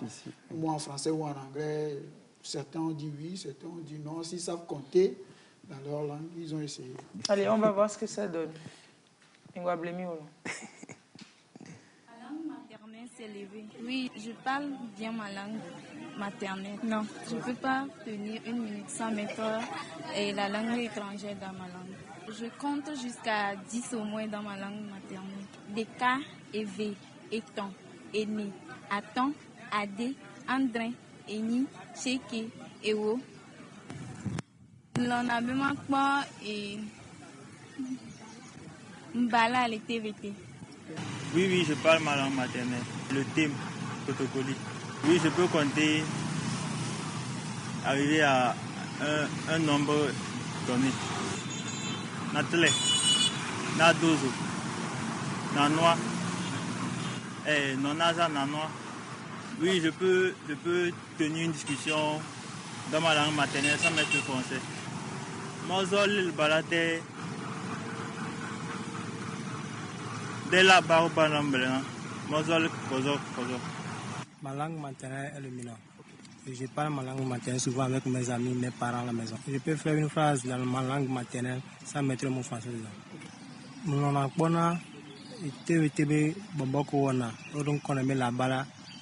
Je peux compter dans ma langue maternelle de 1 jusqu'à 10. Le cas, Eve, Eton, Eni, Aton, Adin, André, Eni, Amasireke, Ameo. Ma langue maternelle, c'est le Ibo. Mais je ne la comprends. Bon, je la comprends, mais je ne la parle pas souvent. Depuis l'enfance, mes parents ne m'ont pas habitué à parler ça. Bon, ils ne parlaient pas ça avec nous à la maison. Donc du coup, bon, comme on le sait, souvent tout ce qu'on apprend, c'est depuis la naissance. Donc, comme ils ne parlaient pas trop le Ibo avec nous, donc c'est pourquoi je ne parle pas. Par exemple, viens, ça se dit bia. Bon, je ne pourrais pas compter de 1 jusqu'à 10. C'est un peu trop compliqué. Ma langue maternelle, c'est le V. Franchement, je ne suis pas capable de parler le V sans mettre le français dedans. M'lonnamakbo, le bala, le TVT. Puis je suis capable de compter de 1 à 10 dans ma langue maternelle. Des cas, Eve, Eton, Ene, Ato, Adé, André, Eni, Chekeu. Il fallait leur demander de commencer par compter par 10. Et oui, parce que de 1 à 10, là, on sait bien le faire. Mais le gars qui a compté en thème, là, et le 1, tu as laissé ça où? Nathalie, il a commencé par Nathalie. Il vous a bien blagué. Vous ne comprenez pas. Donc, bon, il a commencé. J'ai eu un petit problème. Oui. Il a commencé par 2. Il a commencé par 2. Ah bon? Oui, il n'a pas dit 1. C'est un jumeau. Et vous étiez content, hein? Parce que vous ne saviez pas, hein? Bien blagué. Bon, il les a blagués. Nous, on s'est dit, il a compté jusqu'à 5. Parce que, bon, je me suis rendu compte qu'il manquait. C'était quand même court. Oui, que c'était court. Je lui fais signe de continuer. Il me dit non, que c'est fini. Donc, j'ai coupé là-bas, j'ai coupé la partie là-haut. Il a factorisé. Donc, comme moi, je ne comprends pas. Il n'a pas compté 1. Mais en effet, quand on dit, elle a dit chéké ou quelque chose, c'est la même chose que Nidé. Oui, Nidé, c'est pour dire 8, c'est Nidé. Non, Aidé, ton aîné, Adré, Nidé, c'est 9. Nidé, c'est 9. Non, chéké aussi, c'est bon. Nidé, c'est pour 208, quoi. C'est-à-dire que Ndjole et Nia va Nidé. Et Nibé, Fofo, quoi. Et Ni en plus 1, quoi. Parce que moi, je connais Nidé. C'est comme ça que ma grand-mère m'a appris à compter. Voilà. Parce que moi, j'ai grandi en Côte d'Ivoire. C'est vrai que les parents parlaient la langue. On comprenait. Mais parler, c'est compliqué. Voilà, parler, c'était compliqué. Donc, on venait souvent en vacances. Donc, on allait chez la grand-mère maternelle. Donc, elle vendait devant la porte. Donc, parfois, on l'aidait. Et elle nous a appris à compter de 1 à 10. Non, le Nidé, la moyenne. Siéké. Nidé, c'est... Voilà, c'est quand j'ai fait le micro-trottoir que j'ai comme il a dit, 1, on dit aider. Voilà. Maintenant, Eni. Nidé. 8 plus 1. Ça fait 9.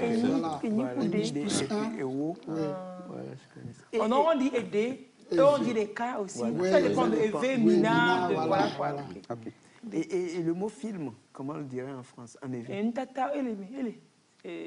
Le film, je connais. Et en cabier? Comment on dit film en cabier? Je pense que le terme... Bon, le film, c'est le mitata, genre le dessin qui bouge. Nous, on donnant son linois, on dit non, mitata. Non, mitata, c'est les bandes dessinées. C'est les dessins, bandes dessinées. Mais film, c'est genre une tata que bouger là, un truc comme ça, bouger à me. Je pense qu'il est très important d'insister sur la nécessité pour les parents d'utiliser nos langues maternelles à domicile, à la maison. Parce qu'aujourd'hui, nous sommes capables de faire des prouesses dans les langues étrangères. Et quelque part, on se dit, c'est signe de modernité. On est fiers quand nos enfants parlent français, quand ils sortent de grosses phrases, de gros mots en français. On se dit, ouais, c'est magnifique. On est fiers de ça, tout Alors qu'on en, n'est tout pas en ignorant foutu complètement d'appeler une chaise. tout le dégât que... Comment on appelle une chaise en évé? Azipé. Audadie. À Blingop. Ça dépend de la forme de la chaise. Ça dépend de la forme. Quelqu'un dit, on a plusieurs langues, comment est-ce possible d'enseigner toutes ces langues à l'école? Non, ce n'est pas toutes les langues. On va privilégier les langues nationales, c'est ça? Oui, parce que de toute la panoplie de langues maternelles qu'on a, c'est le kabye et l'évé qui sont les langues nationales. Oui. Et je crois même que nous pensons que en France, par exemple, il n'y a que le français. Non. Ils ont des dialectes. Qui même agit par moment sur leur accent. C'est vrai. Marseillais qui parle français à côté de toi, c'est pas pareil comme Parisien. Les autres aussi ont plusieurs groupes ethniques, mais on prend une des langues là. Qu'on met en avant. Alors, je voudrais intervenir par rapport au système de comptage. Comme vous le dites, celui qui a tenté en thème.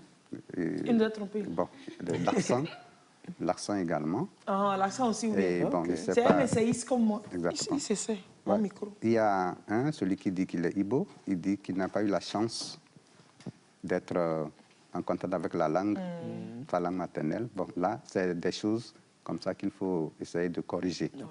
Et si vous suivez bien, dans le système de comptage, chacune dans sa langue maternelle, vous allez constater qu'on nous enseigne les opérations en même temps par rapport au français. Je vais vous donner quelques exemples. Si je prends le chiffre 9 en kabye, le chiffre 9, c'est 9 en français, c'est 9 en anglais. C'est un seul mot pour le désigner. Mais en kabye, on a la possibilité de le désigner de 3 manières différentes. 3 manières. Et cette façon de désigner 9 en kabye, c'est désigné sous forme mathématisante. Alors, 9 en kabye, le langage courant dit nako. Ça, c'est le langage courant. Maintenant, il est également possible de dire nanoa. Moi, je connais nanoa. Bon, il y a également une autre possibilité. Ça fait 4 manières de dire. On peut également dire korum veihu. 1 moins 10. 1 au T de 10. On peut également dire nanazane poyo. Ça, c'est dans le système binaire. Ça veut dire 2 fois 4 plus 1. Attends, 2 fois 4 plus 1. Non, tu vois comment les mathématiques sont dans nos langues. Oui, 2 fois 4 plus 1. Exactement. Lorsqu'on nous a enseigné, en 6e, je me rappelle, le système de dénombrement. Là aussi, je ne voyais rien, je ne comprenais rien. Mais quand on me dit nanaza nepoyo, c'est déjà la décomposition. C'est décomposition. Le dénombrement. 2 fois 4 plus 1. 2 fois 4 plus 1. Alors, si je prends une dizaine et au-delà, 10, hu en kabye. Si je dis 11, 12, à partir de là, c'est 11, 12. Mais nos langues ne vont pas dire ça comme ça.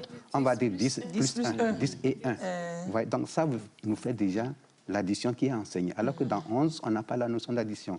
Si je prends 2 bases collées, c'est-à-dire 10, 10, 20. Prenons 22. Là, j'aurai hing, nil, nal.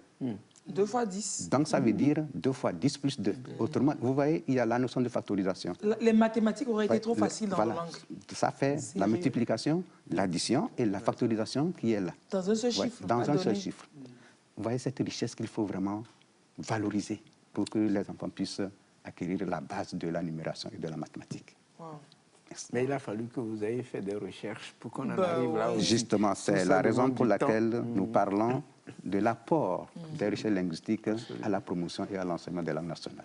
C'est pour ça que je demandais si vous avez encore beaucoup d'étudiants, parce qu'il y a du boulot. Il y a du boulot. Il y a du boulot, oui. Un téléspectateur nous dit, quand j'arrive chez une personne qui mange, je lui dis en éveil, assis les akame, ou soit assis les ata. Moi, je ne sais pas même. Ouais, assis les akame. C'est vrai que. Assis les akome. Voilà, c'est vrai que on dit ça aussi. On dit ça souvent. Et la personne répond. Quand tu rentres, tu vois les gens manger ou manger. Assis la comme. Assis la comme.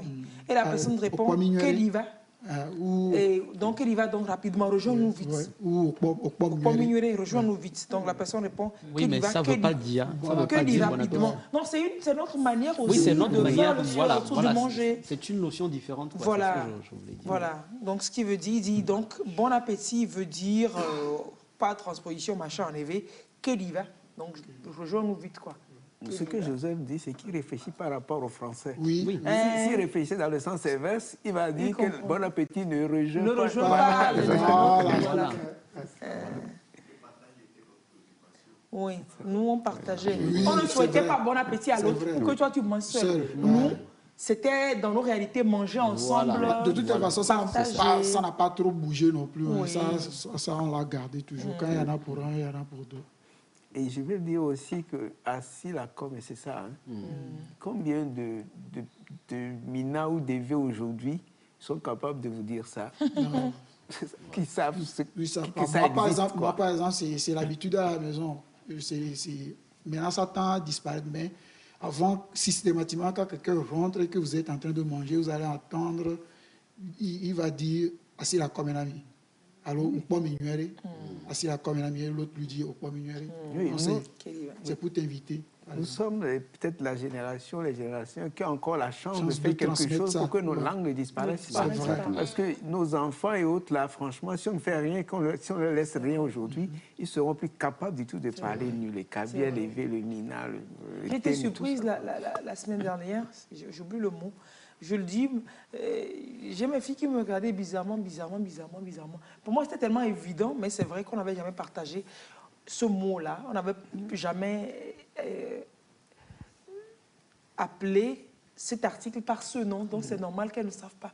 Donc, il y a un gros travail, comme ça veut dire. Il y a un giga, méga, hyper gros travail à faire aujourd'hui. Les parents qui sont appelés à parler cette langue avec leurs enfants, est-ce qu'ils comprennent? Moi, je suis kabyle, j'ai grandi en parlant kabyle, et puis arrivé un moment, voilà, avant d'entrer à l'école, j'ai perdu le kabyle, parce que l'environnement dans lequel je parlais le kabyle n'existait plus. À ce jour, quand on parle kabyle, je comprends. Je peux parler en blessant le kabyle. Mais je blesse le kabyle en le parlant. Mais quand on parle le kabyle, je comprends. Hein.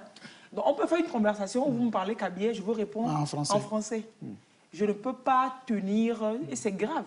Moi, comment je transmettrai ce kabyle alors à mes enfants? Ce n'est pas possible. C'est un danger. C'est complètement... Montez-nous des académies, des centres où on peut retourner apprendre nos langues. Est-ce que vous y pensez? Des centres où on peut, ou des centres où on y va pour apprendre l'informatique, monter des centres où nous retournons apprendre nos langues. Quand on grandit, c'est difficile d'assimiler. Hein. C'est pour ça qu'on dit de le faire avec les enfants. Les enfants mais maintenant, nous qui allons leur donner ça, on n'a pas d'âme. Je prends un petit exemple. Mon compagnon n'est pas togolais. J'essaie d'apprendre sa langue, mais franchement... c'est pas comme... C'est-à-dire qu'on me salue aujourd'hui, il me dit, tu dis ça, le lendemain... Mais il paraît par contre que le pilote, il passe plus vite. Non, oui, mais comme elle le dit, vous avez tous... instituer des centres ou des cours, des cours de langue. Oui. Pendant les vacances, il y a beaucoup de gens, même les adultes, qui vont faire des cours d'informatique. Donc, de la même façon, on pourrait passer un mois à apprendre le basique de nos langues maternelles. C'est pour les parents, quoi. Pour les parents, bien sûr. Non, mais tout c'est dans l'environnement. Le danger, en plus, c'est qu'on a beaucoup de nos compatriotes qui vivent à l'étranger, qui épousent des étrangères, ou qui épousent même des Togolaises comme nous, mais qui parlent le français à leurs enfants ou l'anglais à leurs enfants, oui. Après, les enfants là, viennent en vacances. Dépaysés. Incapables de parler à grand-maman qui ne comprend pas le français. Je connais une famille extraordinaire. Ils sont de Dapan, des Moba, aux États-Unis. Quand les enfants franchissent le seuil de la porte et rentrent à la maison, c'est le Moba ou rien. Dehors, c'est l'anglais. Mais tes enfants, ces petits Américains, te roulent le Moba. Oh là là! Oui, mais quand ils viennent souvent en vacances. Hein, quand ils viennent quelques jours à Lomé, d'Apaon, depuis leur enfance, ils viennent très souvent en vacances et à Dapaon. Les enfants, mais te roulent Moba proprement, tu ne dirais pas que c'est des petits Américains. Oui. C'est ce qu'on devrait faire. Oui, excusez-moi, les Sénégalais, ils sont à cheval, ils aiment beaucoup ce truc-là. Il y a une amie qui est née à Paris. Elle a grandi à Paris, mais chaque fois, les parents l'envoient en vacances à Dakar. Et aujourd'hui, elle te parle le Wolof et tu ne sauras pas qu'elle est née à Paris. Elle a grandi. Il faut qu'on fasse. C'est ce que nous ne faisons pas beaucoup. J'ai l'impression qu'on doit être fiers aussi de nos langues. Moi, ma chance, c'était que, je ne sais pas s'il se rappelle, mais on avait déjà reçu un invité qui est venu nous parler de l'importance de la langue maternelle dès le bas âge pour les enfants. Et il faudrait qu'on leur apprenne à parler nos langues avant de les amener vers une langue étrangère. Et c'était ça, moi, ma chance. C'est ça qui m'a poussé, moi, avec mes filles. C'est ça, c'est la langue maternelle où c'est maintenant, comme elles ont commencé par aller à l'école, on commence par parler un peu aussi en français. Mais la base, c'est la langue maternelle. C'est vrai peut en témoigner. Elle a fait une interview à ma grande fille. Elle avait 3 ans à l'époque en Mina. Ben, lui-même, il était étonné. Ah oui, il était étonné. Son Mina n'était pas minable. Le Mina n'était pas minable du tout. Non. Je voudrais dire un mot par rapport au volet apprentissage des langues maternelles. Je rappelle qu'il y a 2 académies de langue, l'académie de langue EV et l'académie de langue Kabyé. Parce que c'est 2 qui sont les langues nationales. Exactement, mais c'est que le siège qui est au niveau, en face de la poste, a été structuré de telle sorte qu'il y ait également place pour les autres langues. Ça, on ne néglige pas les autres langues, c'est important de le souligner. Au niveau le thème qui est parlé aussi quand même par une forte population au Togo. Exactement. Donc, le siège accueille les autres qui pourraient venir travailler sur les autres langues également. Et donc, au-delà de l'académie, des 2 académies qui s'ouvrent également aux autres langues, il y a également les centres d'alphabétisation dans chaque région. Et ça, c'est piloté par le ministère de l'Alphabétisation. Et je rappelle que présentement, il doit y avoir 2 ou 3 semaines de travaux à Palimé pour la traduction de la terminologie de la réparation et de l'entretien des engins agricoles. Ça, c'est pour les métiers. Donc, le ministère est en train d'aller vers l'acquisition des termes dans nos langues par rapport à ces différents domaines. Ça a commencé, je pense, lundi passé, surpassé d'ailleurs. Donc, ils vont faire à peu près 1 mois pour faire ce travail, pour produire un lexique en évé, en kabyé, comme élément de base, et on va ouvrir ça aux autres langues. Ouais, c'est déjà un effort. Et j'ajoute également, aujourd'hui, si vous allez sur les sites, il y a beaucoup qui commencent à comprendre. L'EV a beaucoup d'embranchements pour apprendre la langue. Jusqu'aux États-Unis, en France, en Allemagne, nous avons beaucoup d'équipes. Il y a les réseaux aujourd'hui qui mettent sur pied certains logiciels. J'ai même une étudiante qui a un logiciel pour apprendre le kabyé. Elle s'appelle Karoué Sohanam. Et donc, quand le logiciel est dispo déjà? Oui, c'est disponible sur le site. Je pourrais vous donner les références après. Oui, et donc, on s'auto-forme. C'est-à-dire, vous êtes là, vous cliquez, vous rentrez, et puis vous écoutez comment on salue, quelles sont les différentes expressions par rapport à chaque moment de la journée. Et après, le lexique agricole, le lexique culinaire, tout ça. Donc, on apprend. L'EV a également ces logiciels-là, et je pense que c'est une bonne chose. Pour le kabyé, nous avons beaucoup de ces plateformes également. Il y a Sentinelle 1, Sentinelle 2, où vous avez tout un ensemble d'éléments au niveau lexical pour apprendre la langue. Et c'est presque... Le réseau est tentaculaire. Hein. Aux États-Unis, en France, nous avons quand même des adhérents. Super, c'est cool. Alors, comment on appelle, M. Clovis, comment on appelle un avion dans votre langue maternelle? Avion. En kabyé, comment on appelle un avion? Soda laurier. Soda laurier.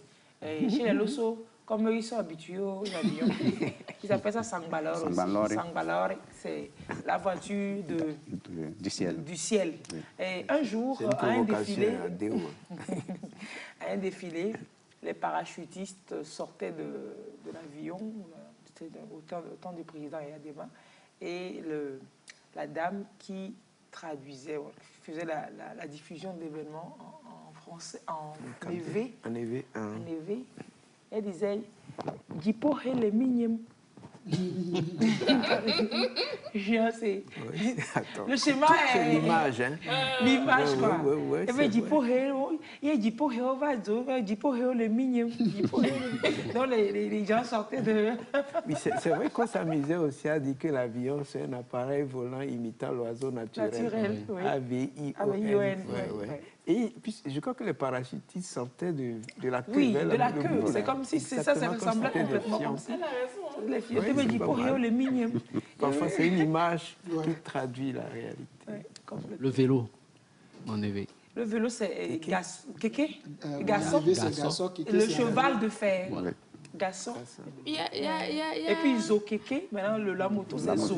Et zo kéké. Pour la langue EV, on a un ami blogueur togolais qui fait des recherches également sur la langue EV. Il donne même des cours qu'il publie chaque mercredi sur la page des blogueurs togolais. Donc, vous pouvez taper blog 228 sur Facebook. Chaque mercredi, donc, il prend un thème et il donne certains mots. Donc, la dernière fois, c'était la notion de temps. Il a parlé de avant, hier, depuis. Voilà. Ah, ok. Mais... Donc, sur Facebook, blog 228. Blog 228, chaque mercredi. Chaque mercredi. Il y a des cours d'EV. On cherche également je fais les publications souvent à 9h. À 9h. Donc, on cherche également des personnes qui parlent kabyè pour faire pour faire pareil. Faire pareil, et d'autres langues aussi. Des cours de kabyè. Parce que déjà, même, il y a même les claviers EV sur les téléphones pour ceux qui veulent écrire en EV. Il y a les même claviers. le kabyè aussi. Oui, bien sûr. Non, je crois qu'il y a beaucoup de dispositifs, si vous voulez. Il y a beaucoup de moyens aujourd'hui pour apprendre. Mais la question, c'est comment amener les gens à s'y intéresser. C'est beaucoup plus ça. Est-ce qu'il faut encore aujourd'hui les sensibiliser à la chose? Oui, je pense que c'est tellement évident. Non, c'est pas non, ça devrait. C'est pas évident. Je suis désolé, c'est pas évident. Peut-être qu'aujourd'hui, l'émission va réveiller de nos valeurs. Non, on a du boulot sur ce plan. Mais attends, excusez-moi, quelqu'un ne va pas dire...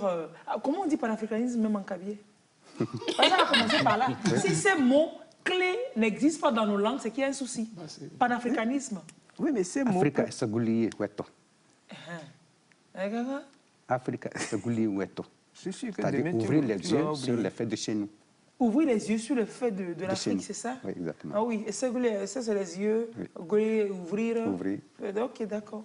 Ça devrait exister. Donc, c'est des mots, ces mots-là, on doit nous les approprier dans nos langues. Aujourd'hui, on crie qu'on ne veut plus de ce pays ici, on ne veut plus de ci ou... Voilà. Vous êtes là à ne pas donner de la valeur déjà à vos langues maternelles et vous criez « Vive l'Afrique » on chasse un pays d'ici, on chasse un pays de là. C'est dans la langue de l'autre qu'on dit « Vive l'Afrique ».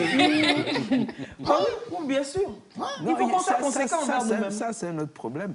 Oui, Parce mais... que pour pouvoir communiquer entre nous, on n'a que ça pour le moment. Je crois qu'il faut penser aussi, par exemple, à prendre, peut-être si c'est le Haoussa ou un truc en Afrique de l'Ouest, ou bien, je ne sais pas, une langue ou le Yoruba, qu'on apprenne 2 ou 3 langues. Quoi, oui, qui soit commun à un grand espace. D'abord, voilà, il faut...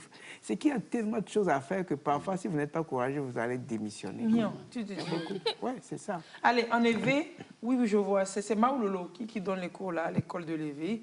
La première fois, c'est Zigbato, pour toujours, Tegbe, Mavo. Déjà, Hoho, après, Megbe, enfin, Mouleba. Mouleba, c'est-à-dire quand on parle, je dis pour résumer, enfin, Mouleba. Soudain, c'est Kassia. Et Noumake. On apprend des choses là dans les contes, c'est vrai. Oui, bien sûr. Et Noumake, c'est vrai. Zerika. C'est la raison pour laquelle j'ai évoqué les contes. Les contes, c'est vrai. On apprend beaucoup de choses dans les contes, c'est vrai. On apprend beaucoup de choses dans les contes. On sait comment on appelle l'araignée en EV à partir des contes. C'est quoi? Yevi Golotwe. Ah ouais, j'ai raconté une histoire à mon garçon la dernière fois avec Yevi Golotwe. Il a ri. Il n'a jamais entendu ça. Yevi Golotwe. C'est un mot qui lui a fait rire. En kabyè, c'est comment on l'appelle le Yevi Golotwe? Adja. Hein? Adja. Il y a Adja Goku. Adja Goku. Tu vois, j'aurais appris, on m'aurait raconté voilà, un conte en kabyè que j'aurais connu ça, le mot là. En plus de la richesse du vocabulaire dans les contes, on apprend également la notion de métaphore. Parce que l'araignée, en réalité, c'est un insecte. Mais on lui donne le manteau humain. Il agit à la place de l'homme. Et c'est à partir de là qu'on tire aisément les leçons de morale. Vous voyez? Donc, c'est un ensemble de connaissances, finalement, à travers non seulement les poèmes dans nos langues, mais surtout les contes. C'est assez riche. Le lièvre, c'est dans les contes, dans un conte que j'ai... Comment on appelle le lièvre? Non, c'est le lapin qui a joui. Oui. Mais on l'appelle... Dans les contes, il a un nom.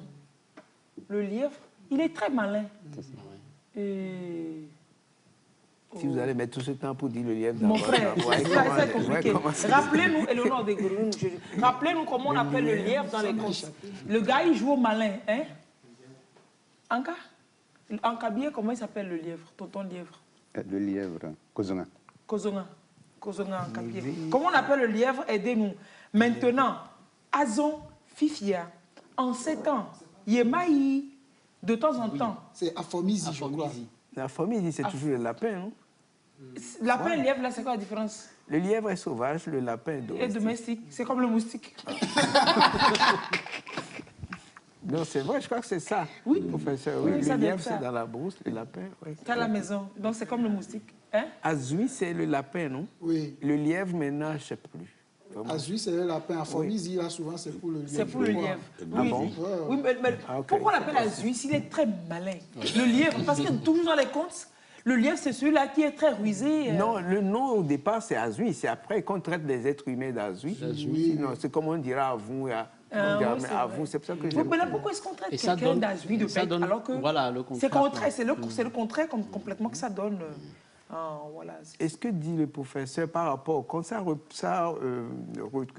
comment on dit ça? Ça rejoint. Merci pour le mot. C'est pas gratuit? Merci oui, aussi. on peut ça rejoint les fables de La Fontaine. Exactement. Oui. Et puis on peut expliquer ça. Ouais. Azui, c'est pour dire il est con, il est bête, c'est ça? En réalité, il est rusé. Très rusé. Si vous prenez, par exemple, le texte, je pense que ça doit être dans le livre de 4e, on a parlé de Haina and Hare. Haina and Hare. Où Hare revient, le lièvre revient là. Bon, vous voyez, il est malin, mais au même moment, il n'a pas participé à creuser le puits. Et il est le premier à aller boire l'eau. Pendant que les autres creusaient, il était là. D'abord, il fallait couper les oreilles pour aller les vendre et acheter le matériel. Et il a refusé, il dit non, c'est trop beau qu'il puisse les couper. Il n'a pas fait. Maintenant, le matériel a été acheté, il faut faire le travail. Lui, il était quelque part. Il regardait, il n'a pas fait de travail. Mais dès qu'on a atteint le niveau d'eau, le lièvre était le premier, la nuit, à aller puiser l'eau et à boire. Et dans ce sens, on peut dire Azui, ce n'est pas qu'il n'est pas malin, mais pourquoi tu as puisé l'eau pendant que tu n'as pas travaillé? C'est dans ce sens qu'on peut dire qu'il est Azui. Vous voyez, ce n'est pas bien, c'est-à-dire qu'il a mal agi en réalité. C'est comme il est con. Mais en réalité, bon, lui, il a usé de sa malice pour... Mais quand ça va contre la morale... Exactement. Oui, c'est comme les fables. Les fables de La Fontaine, il paraît que c'est des fables qu'il est venu chercher en Égypte. Tout ça, c'est toujours de chez nous et qu'il adapte. Il y a aussi les proverbes. Les proverbes qui sont très, très, très riches. Les proverbes sont très riches également. Très riches. Des proverbes qui disent des choses pas possibles, quoi. Quand on dit, par exemple, Devi ve kakana kalikweta, maman va funti over kenado. L'enfant qui va fouiner sur le dépotoir finit par trouver le squelette. Les os de sa grand-mère. C'est-à-dire que quand tu fouines trop, quand tu mets le nez un peu partout, tu risques de trouver des problèmes. Oui, c'est ça. Voilà. C'est imagé, c'est très... En français, on ne saurait traduire ça en français. Non, c'est-à-dire que c'est que des... Voilà quoi, nos langues, elles sont super riches. Très riches. Évitez d'empêcher vos enfants de parler les langues maternelles, les langues locales. Encouragez-les plutôt. Il faut leur en parler. Vous-même, nous-mêmes, allons à l'école de nos langues et parlons-leur les langues. Commençons déjà par leur raconter que d'acheter des livres. Oui, il y a des livres, hein. Il y a des livres de contes si on aime bien raconter des histoires à nos enfants. Mais lisons le conte et adaptons ça dans nos langues et rendons-le leur dans nos langues. Il y a des ateliers de contes également que les artistes organisent, tout ça. Instruisons-nous dans nos langues pour partager avec nos enfants. Bon, oui, professeur, oui. Et c'est une bonne chose.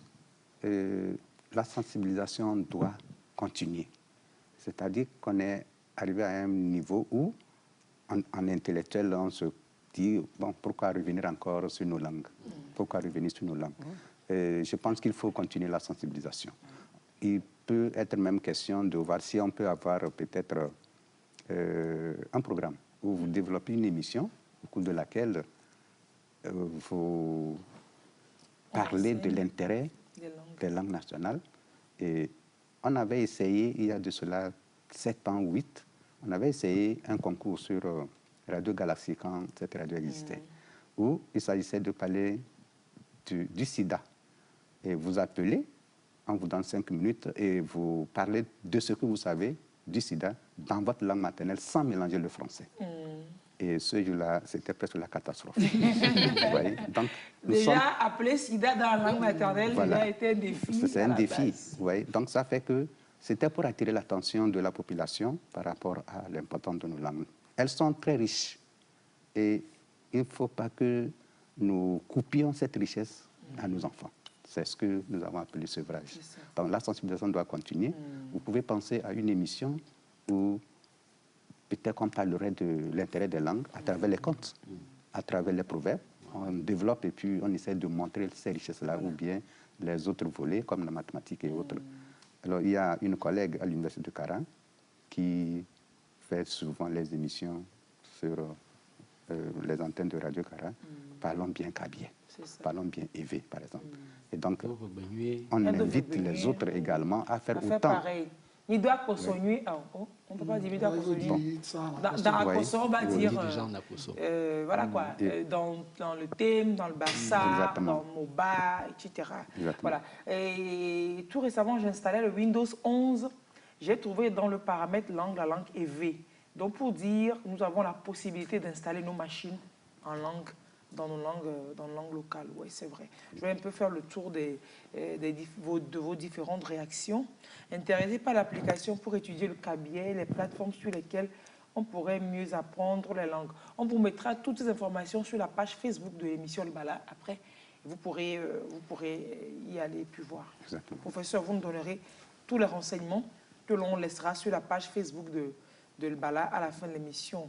Le sens... Coucou à tous, avec votre permission, le sens en kabyé de révolution.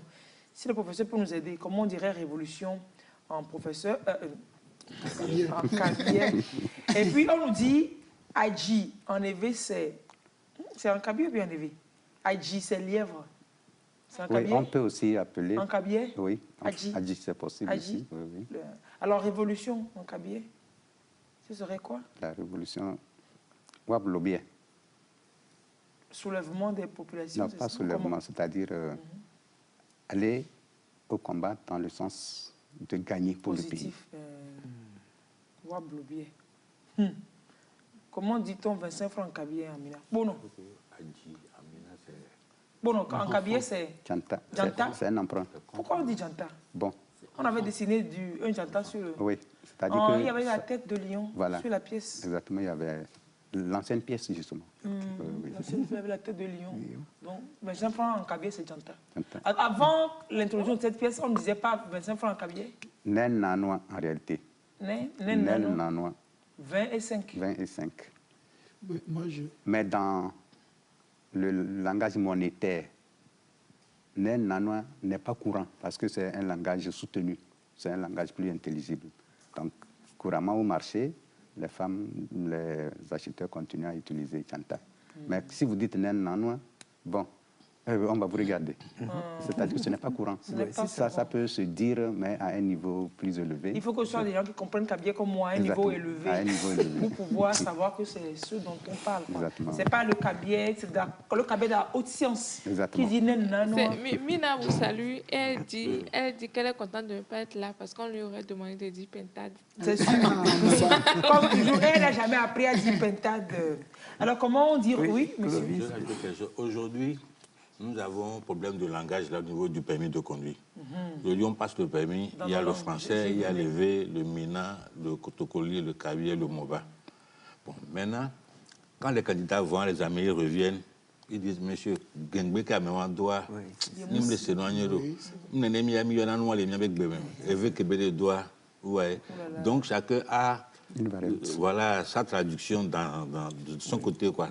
Donc ça pénalise les candidats pour le permis de conduire maintenant, les examens. Moi, on m'a dit 100 francs à Néron. Donc quand on va commencer par, quand le professeur a dit à bas âge là, je crois que ce serait le même langage. C'est vrai. On m'a donné 100 francs, l'équivalent de 100 francs, c'est-à-dire 100 francs dans le vrai gain là, chez eux. Je n'arrive même pas à retenir, ils m'ont donné C'est quoi? Moi, à la fin. Il me dit 100 francs. Ah, bon. Et puis, il n'a même pas retenu. Je n'ai pas retenu. Pour partager avec nous. Non, je n'ai pas retenu. Non, ça fait il y a longtemps. Comment on parle de, comment on dirait prévention routière en Kabylie?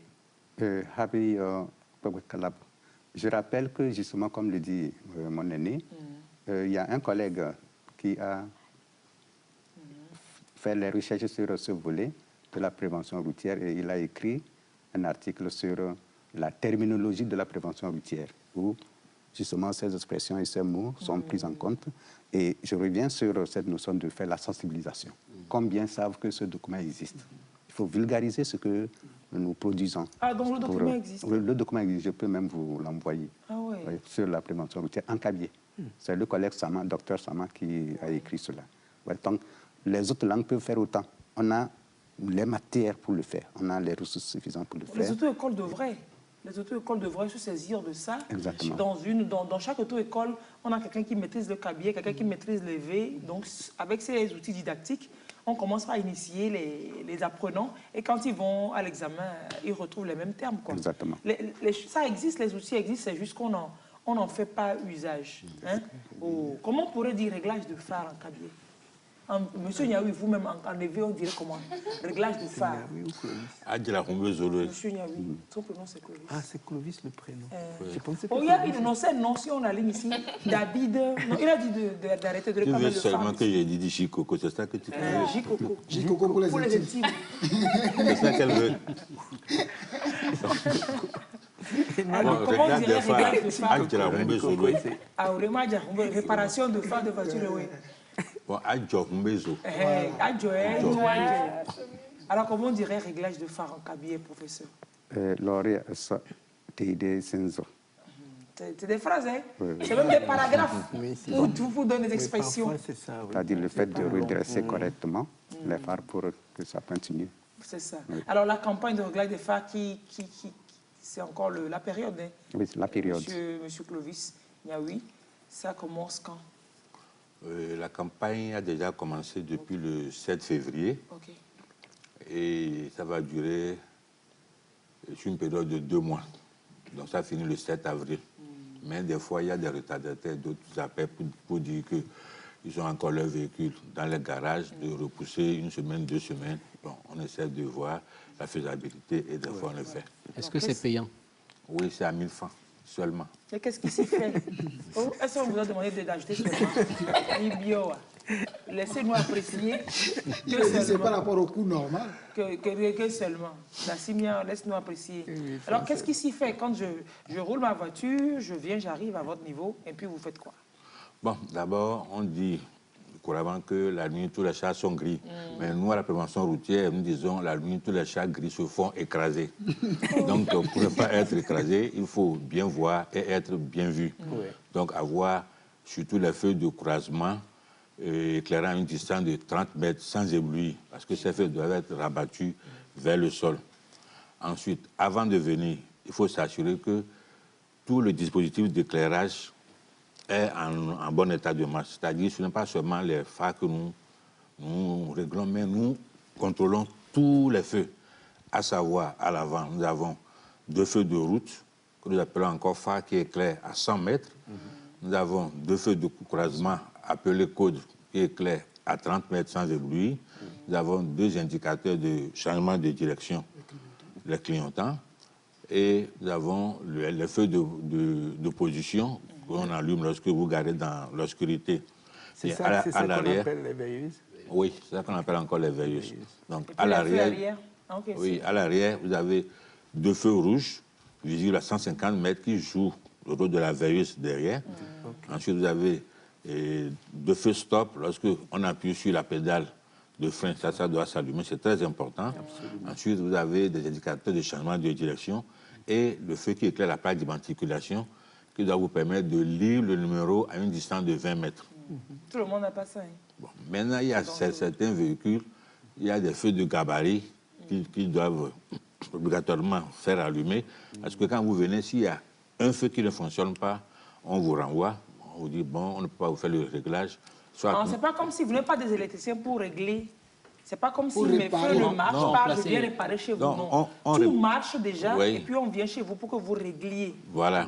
Mais des fois, quand tout ne marche pas, donc les techniciens sont habilités à réparer. Donc ils vous donnent rendez-vous à la pause. Vous venez, des fois, on démonte même le globe et il répare ça et il replace. Parce qu'il y a également l'optique qui, en tout cas avec le temps, ça devient en mauvais état. Nous, on ne sait pas, quand on prend un véhicule, on l'utilise pendant 10 ans sans changer l'optique, alors que tout ça là a des dates de péremption. C'est quoi l'optique? Vous voyez, le globe. Le globe même. Voilà. Avec les vitres, une surface reluisante là. Voilà. Donc, ce qui est à l'intérieur, champ aluminium là, ça là aussi, ça ternit, donc il faut refaire ça. Ah bon? Oui, ça, donc on enlève, il y a des techniciens, ils vont repeindre et puis on replace. Et pour la marche arrière aussi, quand vous mettez la marche arrière, en principe, vous devez avoir... Bon, le feu de recul, c'est facultatif, c'est pas très important. C'est pas important. Ouais. Ah bon? Mais oui. Attends. Comment sera-ce que je recule si ça ne marche pas? Le véhicule bouge, non? Oui, mais le feu stop, le véhicule est stationné, non? Non, le feu stop, c'est pas pour toi. Le feu stop, c'est voilà. Je sais, le feu de recul, c'est aussi pour celui qui est derrière. Pour oui, que ça parce sache que qu'on vient. Parfois, ça indique à celui qui est derrière qui fait la manœuvre arrière. Donc aujourd'hui, c'est la technologie avancée qui a fait ça. Sinon, quand un véhicule n'a pas de feu de recul, il n'est pas pénalisé. Non, il faut réactualiser votre texte. Mais c'est pas moi qui le dis, c'est dans le texte. Le recul, c'est beaucoup plus pour le conducteur. Quelle doit être la couleur du feu de recul? De lumière, enfin, la nuit, quoi. Le feu de recul, ça peut être la couleur blanche ou jaune. Non, il parle des phares. Il parle des phares. Par exemple, le feu de croisement. Oui, il faut ça, là, c'est couleur rouge, ou jaune ou blanche. On permet la couleur blanche? Oui. Depuis 2005, la couleur blanche est autorisée. Avec la nouvelle voiture. Moi, j'aime bien ça, j'adore ça. Aujourd'hui, tu vas voir, il y a des véhicules qui ont des feux les clignotants qui sont en rouge pratiquement, ce n'est plus orangé. Alors que quand c'est orangé, c'est plus visible. Maintenant, quand c'est rouge, tu confonds avec le feu rouge là, tu ne vois pas tout de suite. Pourquoi on accepte? C'est pas mieux quand c'est orange et quand c'est jaune. C'est plus efficace, mais on veut changer. On prend le rouge qui pose problème, on l'adopte. Et on continue. Aujourd'hui, tu vas voir, les feux, au lieu d'être pleins, c'est tout autour que c'est rouge. Bon, c'est du n'importe quoi. Donc, oui, mais bon, ça signale quand même. Oui. Si on est attentif sur la route, ça, c'est le constructeur. Voilà. Non, je suis d'accord. Mais c'est déjà, je n'accuse pas le Togo, hein, mais déjà, c'est au niveau des constructeurs. Et ceux qui utilisent ces véhicules, ils doivent quand même dire, voilà, nous, on a des problèmes sur ce plan-là. On n'a pas de problème, là. Il n'y a pas de problème. Ils se disent, c'est moi qui ai le véhicule de dernier cri. Oui, c'est ça. C'est ça le problème. Dernier cri. Voilà, ça crée des problèmes après. Entre le clignotant jaune et le clignotant rouge, franchement. Le jaune, ça passe. Voilà, quoi. C'est clair, vous savez qu'il voit. Et puis, c'est ça la couleur du clignotant. Tout le monde le sait. Maintenant, on change le clignotant en rouge. Franchement, les gens ne vont pas faire attention comme ils font attention. Bon, maintenant, quand vous êtes au volant, pardonnez, concentration maximum. Qu'est-ce qu'il fait? Il clignote. Et qu'un homme au monde ne peut être concentré à 100% constamment. Franchement, il y a toujours quelque chose qui vous... Oui. C'est plus intriguant encore les gars qui vont changer leur phare en bleu. Oui.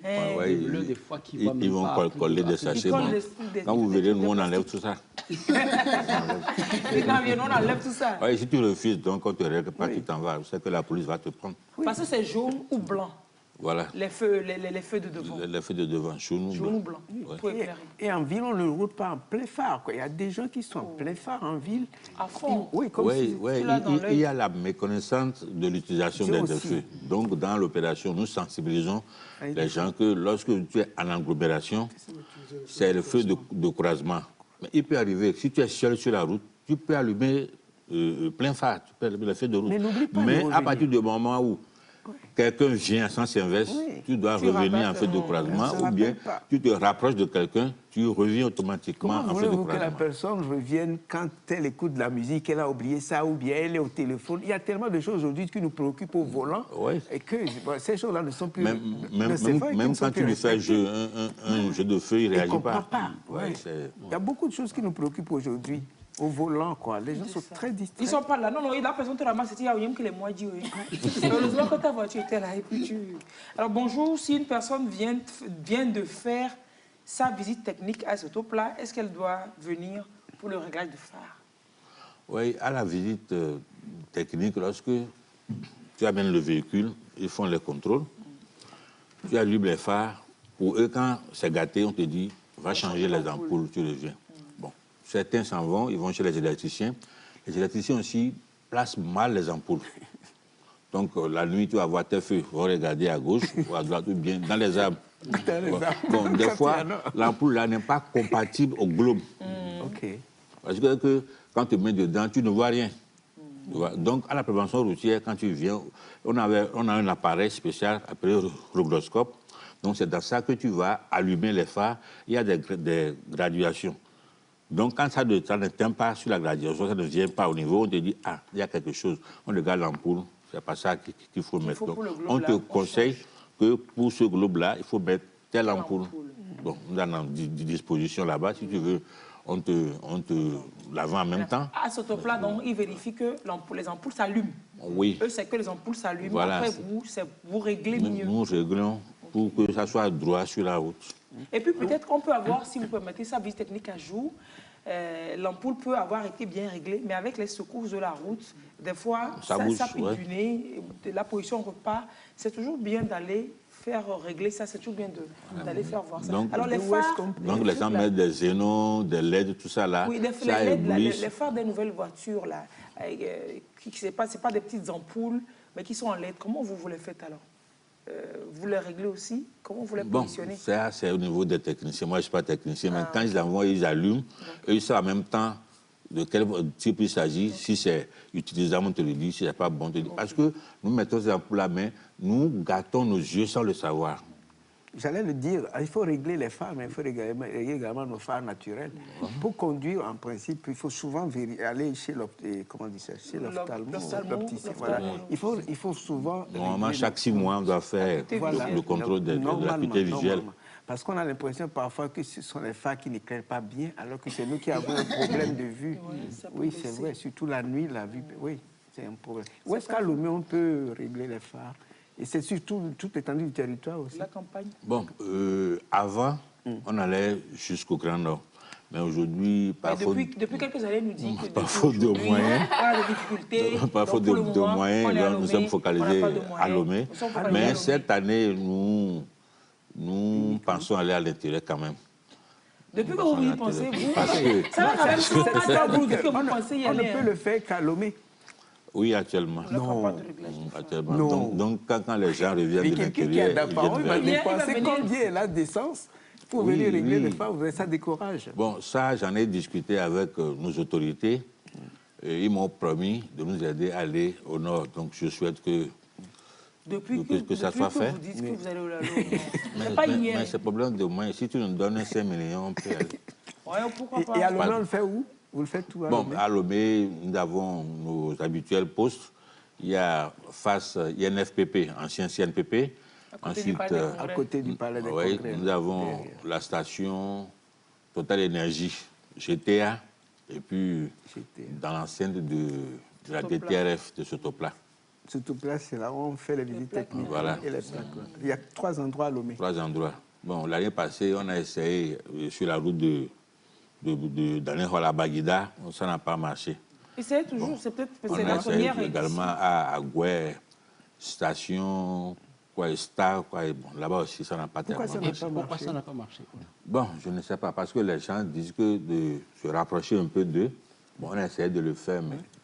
Ils ne viennent pas? Ils ne viennent pas. Bon, c'est une première expérience. Sur le boulevard du Monroe, avec l'allure là, est-ce que les gens même nous voient? Oui, c'est tout un problème. Oui, parce que je pense qu'il faudrait quand même décentraliser. Un poste vers Baguida, un poste vers Zanguera, un poste vers... Vous avez quartier périphérique et ça. Pour la visite technique, tout le monde vient à Sotopla. Comparaison n'est pas raison. C'est ça. Depuis le début, on ne faisait que parler des voitures, alors que ce n'est pas que... les voitures. Les motos également sont concernées. Les motos aussi peuvent venir. Voilà, donc nous, surtout notre problème, notre population cible, c'est les motos, les 2 roues. Quand vous croisez un 2 roues la nuit, vraiment, surtout avec les olés, c'est pas que je suis en train de gâter les trucs là, mais les olés là, les gozen, vraiment, on a écrit assez concessionnaires, assez vendeurs, on va venir vers eux. Non, ils ne sont pas dans sortir l'argent. Hein. Ils sont dans le Chinois, tu as même un accident avec eux, tu es mal barré.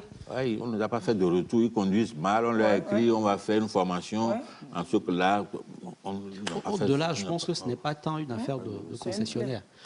Parce que les conducteurs de moto eux-mêmes règlent leur phare. C'est-à-dire que le phare tel que réglé par l'entreprise, par la société qui ça ne leur plaît pas. Ça ne leur plaît pas. Ils disent qu'ils se font embêter par les voitures. Voilà. Du coup, c'est manuellement qu'ils relèvent le phare. Ils dévissent un peu. Ils dévissent un peu et relèvent. Ils envoient en l'air. Voilà. Comme ça, quand tu... Oui, mais là, le mal s'agrandit. Les autres, ils font mal et voulaient faire mal pour leur compte. Oui. Non, c'est les motos qui font ça. C'est ce que je dis. L'électricité aussi. C'est parce qu'ils estiment maintenant, il leur faut de gabarit aujourd'hui. Voilà, justement. L'électricité, il leur faut des photos. Oui, parce que la nuit, tu vas voir le phare, tu vas pas que c'est une moto, alors que ça sort. Donc, le réglage se fait sur un terrain plat. Donc, lorsque vous apportez le véhicule, vous positionnez le véhicule sur la piste et on met l'appareil devant à une distance de 50 cm. Il faudrait que les pneus soient gonflés et à l'origine, ça dit que normalement pas trop gonflés ni moins gonflés parce que ça va fausser les calculs. Le véhicule ne doit pas être chargé non plus. D'accord? Donc, vous positionnez la voiture là, et voilà, et vous allumez les phares. Et maintenant, des fois, on appelle même le conducteur de venir voir comment sont les faisceaux. Il constate. Donc, lorsqu'on est en train de régler, ça bouge. Si c'est trop haut, on ramène un peu jusqu'à sur la gradation. Si c'est trop bas, on hausse un peu. Bon, il y a des voitures qui ont des réglages automatiques au niveau de la portière. Donc, beaucoup ne savent pas que c'est un réglage. En essuyant le véhicule, il bouge. On bouge. Voilà. Donc, il faudrait qu'à chaque fois, ça soit sur 0. Quand c'est sur 0, c'est normal. Ouais. Je vais les vérifier chez moi. Donc, c'est comme ça, ça se fait. Et il faudrait que nous soyons conscients, parce que beaucoup se disent, ce truc-là, je le fais, on ne me contrôle pas, personne ne me dit rien. Est-ce que je vais encore faire? On n'est pas obligé d'avoir le policier derrière soi pour être réglo. C'est les habitués qui viennent très souvent. On a fait des sensibilisations sur les médias, les gens s'en fichent. Donc, or, c'est sa propre vie et celle des autres. Parce que lorsque tu éblouis les gens dans la circulation, soit la personne sort de la route, ou bien elle vient vers toi. Bon, aujourd'hui, on a des chantiers un peu partout, il y a des trous. Donc, lorsque tu ne vois pas, tu tombes dans un trou, tu vas cogner une barrière, ou bien il y a des gros porteurs là qui stationnent sans signalement. Donc, lorsque tes feux ne voient pas assez loin, est-ce que tout de suite tu peux remarquer ça? Non, tu vas te rapprocher et maintenant être surpris. Il n'y a pas de rentre dedans. Par ces temps de brouillard, vous remarquez quand même qu'il y a le brouillard fort ces derniers temps. Maintenant, ça se dissipe un peu. C'est encore plus important de se faire régler ces phares parce que ça permet de voir.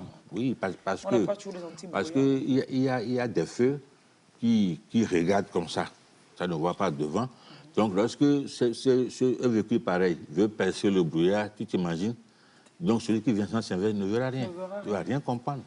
Il faut vraiment régler. Donc, il faudrait que tu sentes les deux lumières là dans le brouillard pour savoir que ça, c'est une voiture qui arrive. C'est clair. Vous avez tantôt parlé des pneus là, qui va être gonflé normalement. Est-ce qu'on connaît la pression qu'il faut pour chaque pneu? Bien sûr. C'est pas évident. Il y en a qui te mettent 2, 5, et d'autres qui te mettent 3. C'est pas toujours. Normalement, c'est 2, 5 ou bien 3. Ça ne doit pas être où? Même si je te dis que le vélo là, prends 2, 5, tu vas me dire que c'est faux par rapport à la roue de la voiture. Donc c'est 2, 5 devant, 2, 5 derrière, ou 2, 5 devant, 2, 5 derrière, et tu mets 3 pour la route de secours. Voilà. Moi, la dernière fois, j'ai apporté mon véhicule pour contrôler. On m'a dit côté chauffeur, c'est 6. Côté non-chauffeur, c'est 5. C'est ça. Wow. Voilà. Derrière, il y a un qui est 3, il y a un qui est et 2,5. On appelle ça cocktail de mélange. Oui, voilà. Mais ceux qui mettent les pressions, est-ce qu'ils savent vraiment? Oui, ils ont une machine. Non, est-ce qu'ils savent combien ils font? Voilà, il ne faut pas pour les oui, comme ils sont habitués de faire à toutes les voitures, à peu près, ils connaissent. Ouais, bon, et puis, beaucoup des enfants là n'ont pas été. Je m'excuse, tu vois. Donc, c'est les patrons. Ou bien, il y a le livre de bord dans le truc là. Il y a un livret de trucs là. Donc, il faut vérifier dedans, il faut regarder. Toi-même, tu sais que, pour mon véhicule, il faut telle quantité pour les roues. C'est ça. Là, c'est comme leur nom, le Baganesa, dont je sais, dans notre langue maternelle, vulcanisateur. En anglais, c'est Volcanizer. Et puis, c'est vite parti pour être Boganesa. Et en Kabylie, on dira Boganesa. Comment on appelle ces mécaniciens qui mettent le vulcanisateur là, en Kabylie? Comment on peut l'appeler? En hébreu, c'est Boganesa. C'est un terme générique, l'orignozeo. L'orignozeo, ok. Le réparateur de voiture. Boganesa. Bon, donc, lorsque nous finissons l'opération, nous posons une vignette là, sur le pare-brise, donc pour prouver que ce véhicule a été réglé. Mais tout de suite, je dirais à tous les usagers de la route, surtout les 2 roues et 4 roues, qu'il y a un contrôle sérieux qui va se faire cette année. Parce que nous ne voulons plus que la nuit, on ait des accidents. Parce que la prévention routière aime tellement la population que nous voulons qu'ils soient vivants. Et puis, donc, nous appelons tout le monde, surtout les 2 roues. Surtout les 2 roues, qui ne disent pas que les véhicules ont 2 phares, ils ont un phare, donc on n'a qu'à le faire à 500, tout ça, parce qu'ils ont l'habitude de le dire. Non, très souvent, nous disons que la vie n'a pas de prix. Oui. Alors, c'est 1000 francs pour tout le monde. C'est 1000 francs pour tout le monde. C'est pas 1000 francs par phare. Non. C'est 1000 francs l'opération. 1000 francs l'opération. Non, les motos viennent que pourquoi les voitures ont 2 phares? Non, le calcul est trop top. Alors non, je valide aussi. Vous bataillez. Donc il y a aussi une couche là qui ne vient pas, c'est les minibus là. Minibus qui font la nuit là, de Lomé vers le nord là, ne viennent jamais. Ne viennent jamais. Nous sommes approchés chez eux à Gbalpedo là-bas. Vraiment, quand quelqu'un vient, ils disent quoi? On parle Kotokoli, moi je ne comprends pas, on s'en va, ils s'en vont. Alors, et puis finalement, c'est le contrôle. On est laissé comme ça pour qu'on jusqu'à on est parti. Voilà, c'est le contrôle qui doit reprendre, effectivement. Voilà, donc cette année, je crois que dans le contrôle des pièces, la vignette sera contrôlée. C'est ça. Et on va voir ce que ça va donner. C'est payant, c'est 1000 francs. Pour tous, moto, voiture, oui, c'est payant. Aujourd'hui, c'est quelle date, Éléonore? C'est le 20 février. Le 20 février, ça fait 2 ans que nous pleurons notre chouchou, Omar Bi. Ça passe vite, hein? 2 ans. Quelqu'un a ouvert la bouche, c'est l'anniversaire de sa femme, il a oublié. L'anniversaire de sa femme? Daniel? Qui te dit que j'ai oublié? De toute façon, je sais. On a dit 20 février, puis Aujourd'hui, c'est le 20 février. Oui, c'est le 20 février. Il va sortir un truc, Non, c'est bon. Il n'y a pas de quoi prendre du vin parce que... Il n'a rien sorti. On parle d'un décès, on ne va pas prendre le vin forcément. Bon, oui, un artiste qui ne meurt pas, on peut prendre du vin. Hein. On peut prendre du vin. Hein. C'est dommage, oui. J'aimais bien ce garçon. Ce garçon, tu l'as vu. Je l'ai découvert tard, peut-être beaucoup plus après sa mort, mais il y a une de ses chansons. Et quand j'ai dit qui a chanté ça, c'est Dan qui me dit c'est telle personne, là, il est mort. J'ai dit ah bon. Ah oui, c'était une belle chanson, je me rappelle plus. Allez, Firmin nous sert un truc. C'était la dernière chanson. Ça avait quelque chose de prémonitoire, voilà. C'était ça. Oui, voilà. Ça avait quelque chose de un peu triste, prémonitoire. Les derniers mots de sa vie, c'est comme si c'était prémonitoire. Il était devenu comme un... Tu vois, je ne veux pas parler de coach parce que tellement galvaudé. Il donnait des paroles.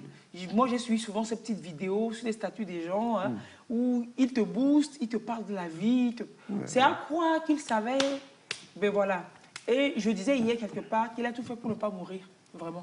Il n'est pas mort. Mais qui sait qu'on ne sait pas quand on doit partir. Ça, c'est notre façon de voir les choses. Heureusement que je ne sais pas encore. Anyway. Servez-nous quelque chose. On se verra, on reviendra.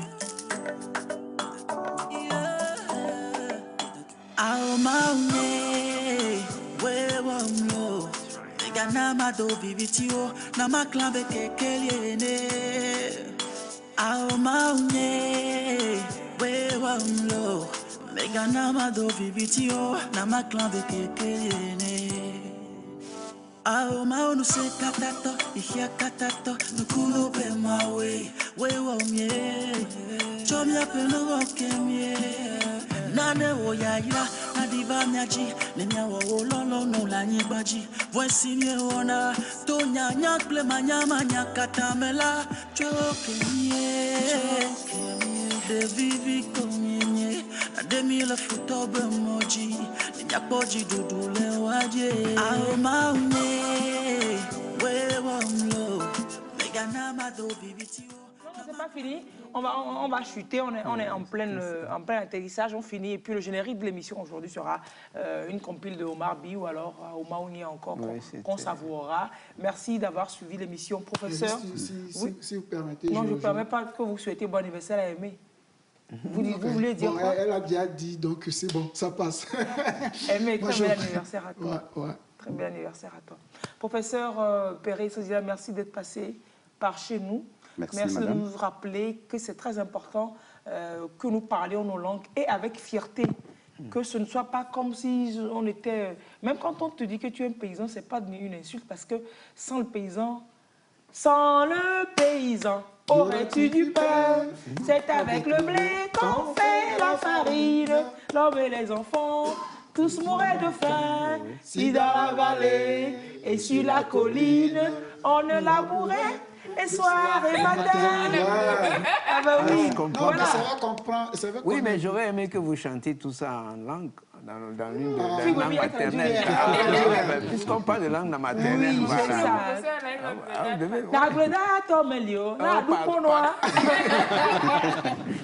Non, merci d'avoir suivi l'émission. Professeur, merci énormément pour tout le travail que vous faites, vous et vos équipes. Booster, encourager les jeunes à continuer à le faire. Vous nous donnerez toutes les informations que nous mettrons sur la page Facebook de l'émission, aussi bien sûr pour les plateformes ou les réseaux dans lesquels on peut améliorer nos langues maternelles. Hein. Merci, madame. Nous le ferons avec plaisir. Et on vous réinvitera. Courage surtout pour vos travaux. Courage et félicitations. Pour les langues nationales, les langues maternelles. Oui. Merci. Parlez les langues à vos enfants. Si vous ne les comprenez pas, allons vous instruire pour parler les langues à nos enfants. Racontez-le.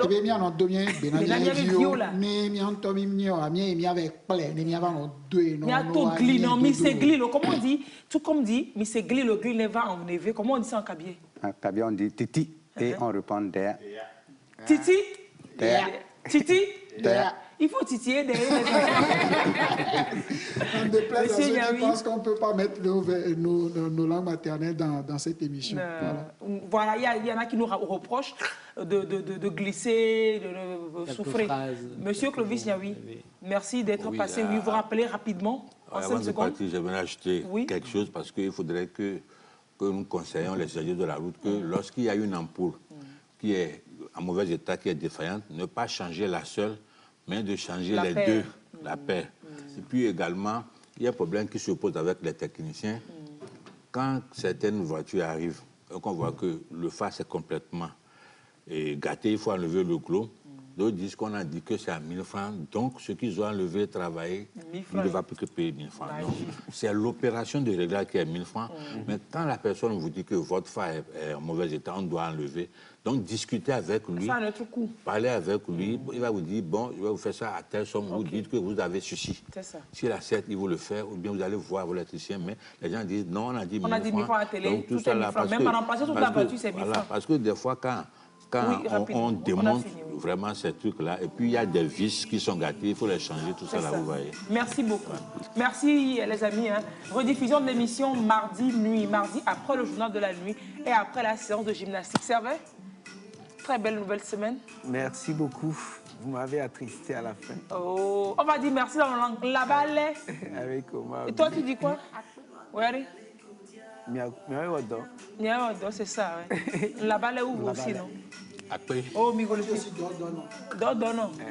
Considère nuena messia. Considère nuena messia. Niaga pe, même là, si bona niaga pe. Mide agbenue, c'est. Oh, c'est la nuit. Mide agbenue.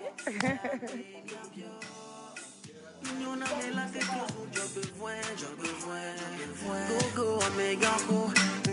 Nahoto,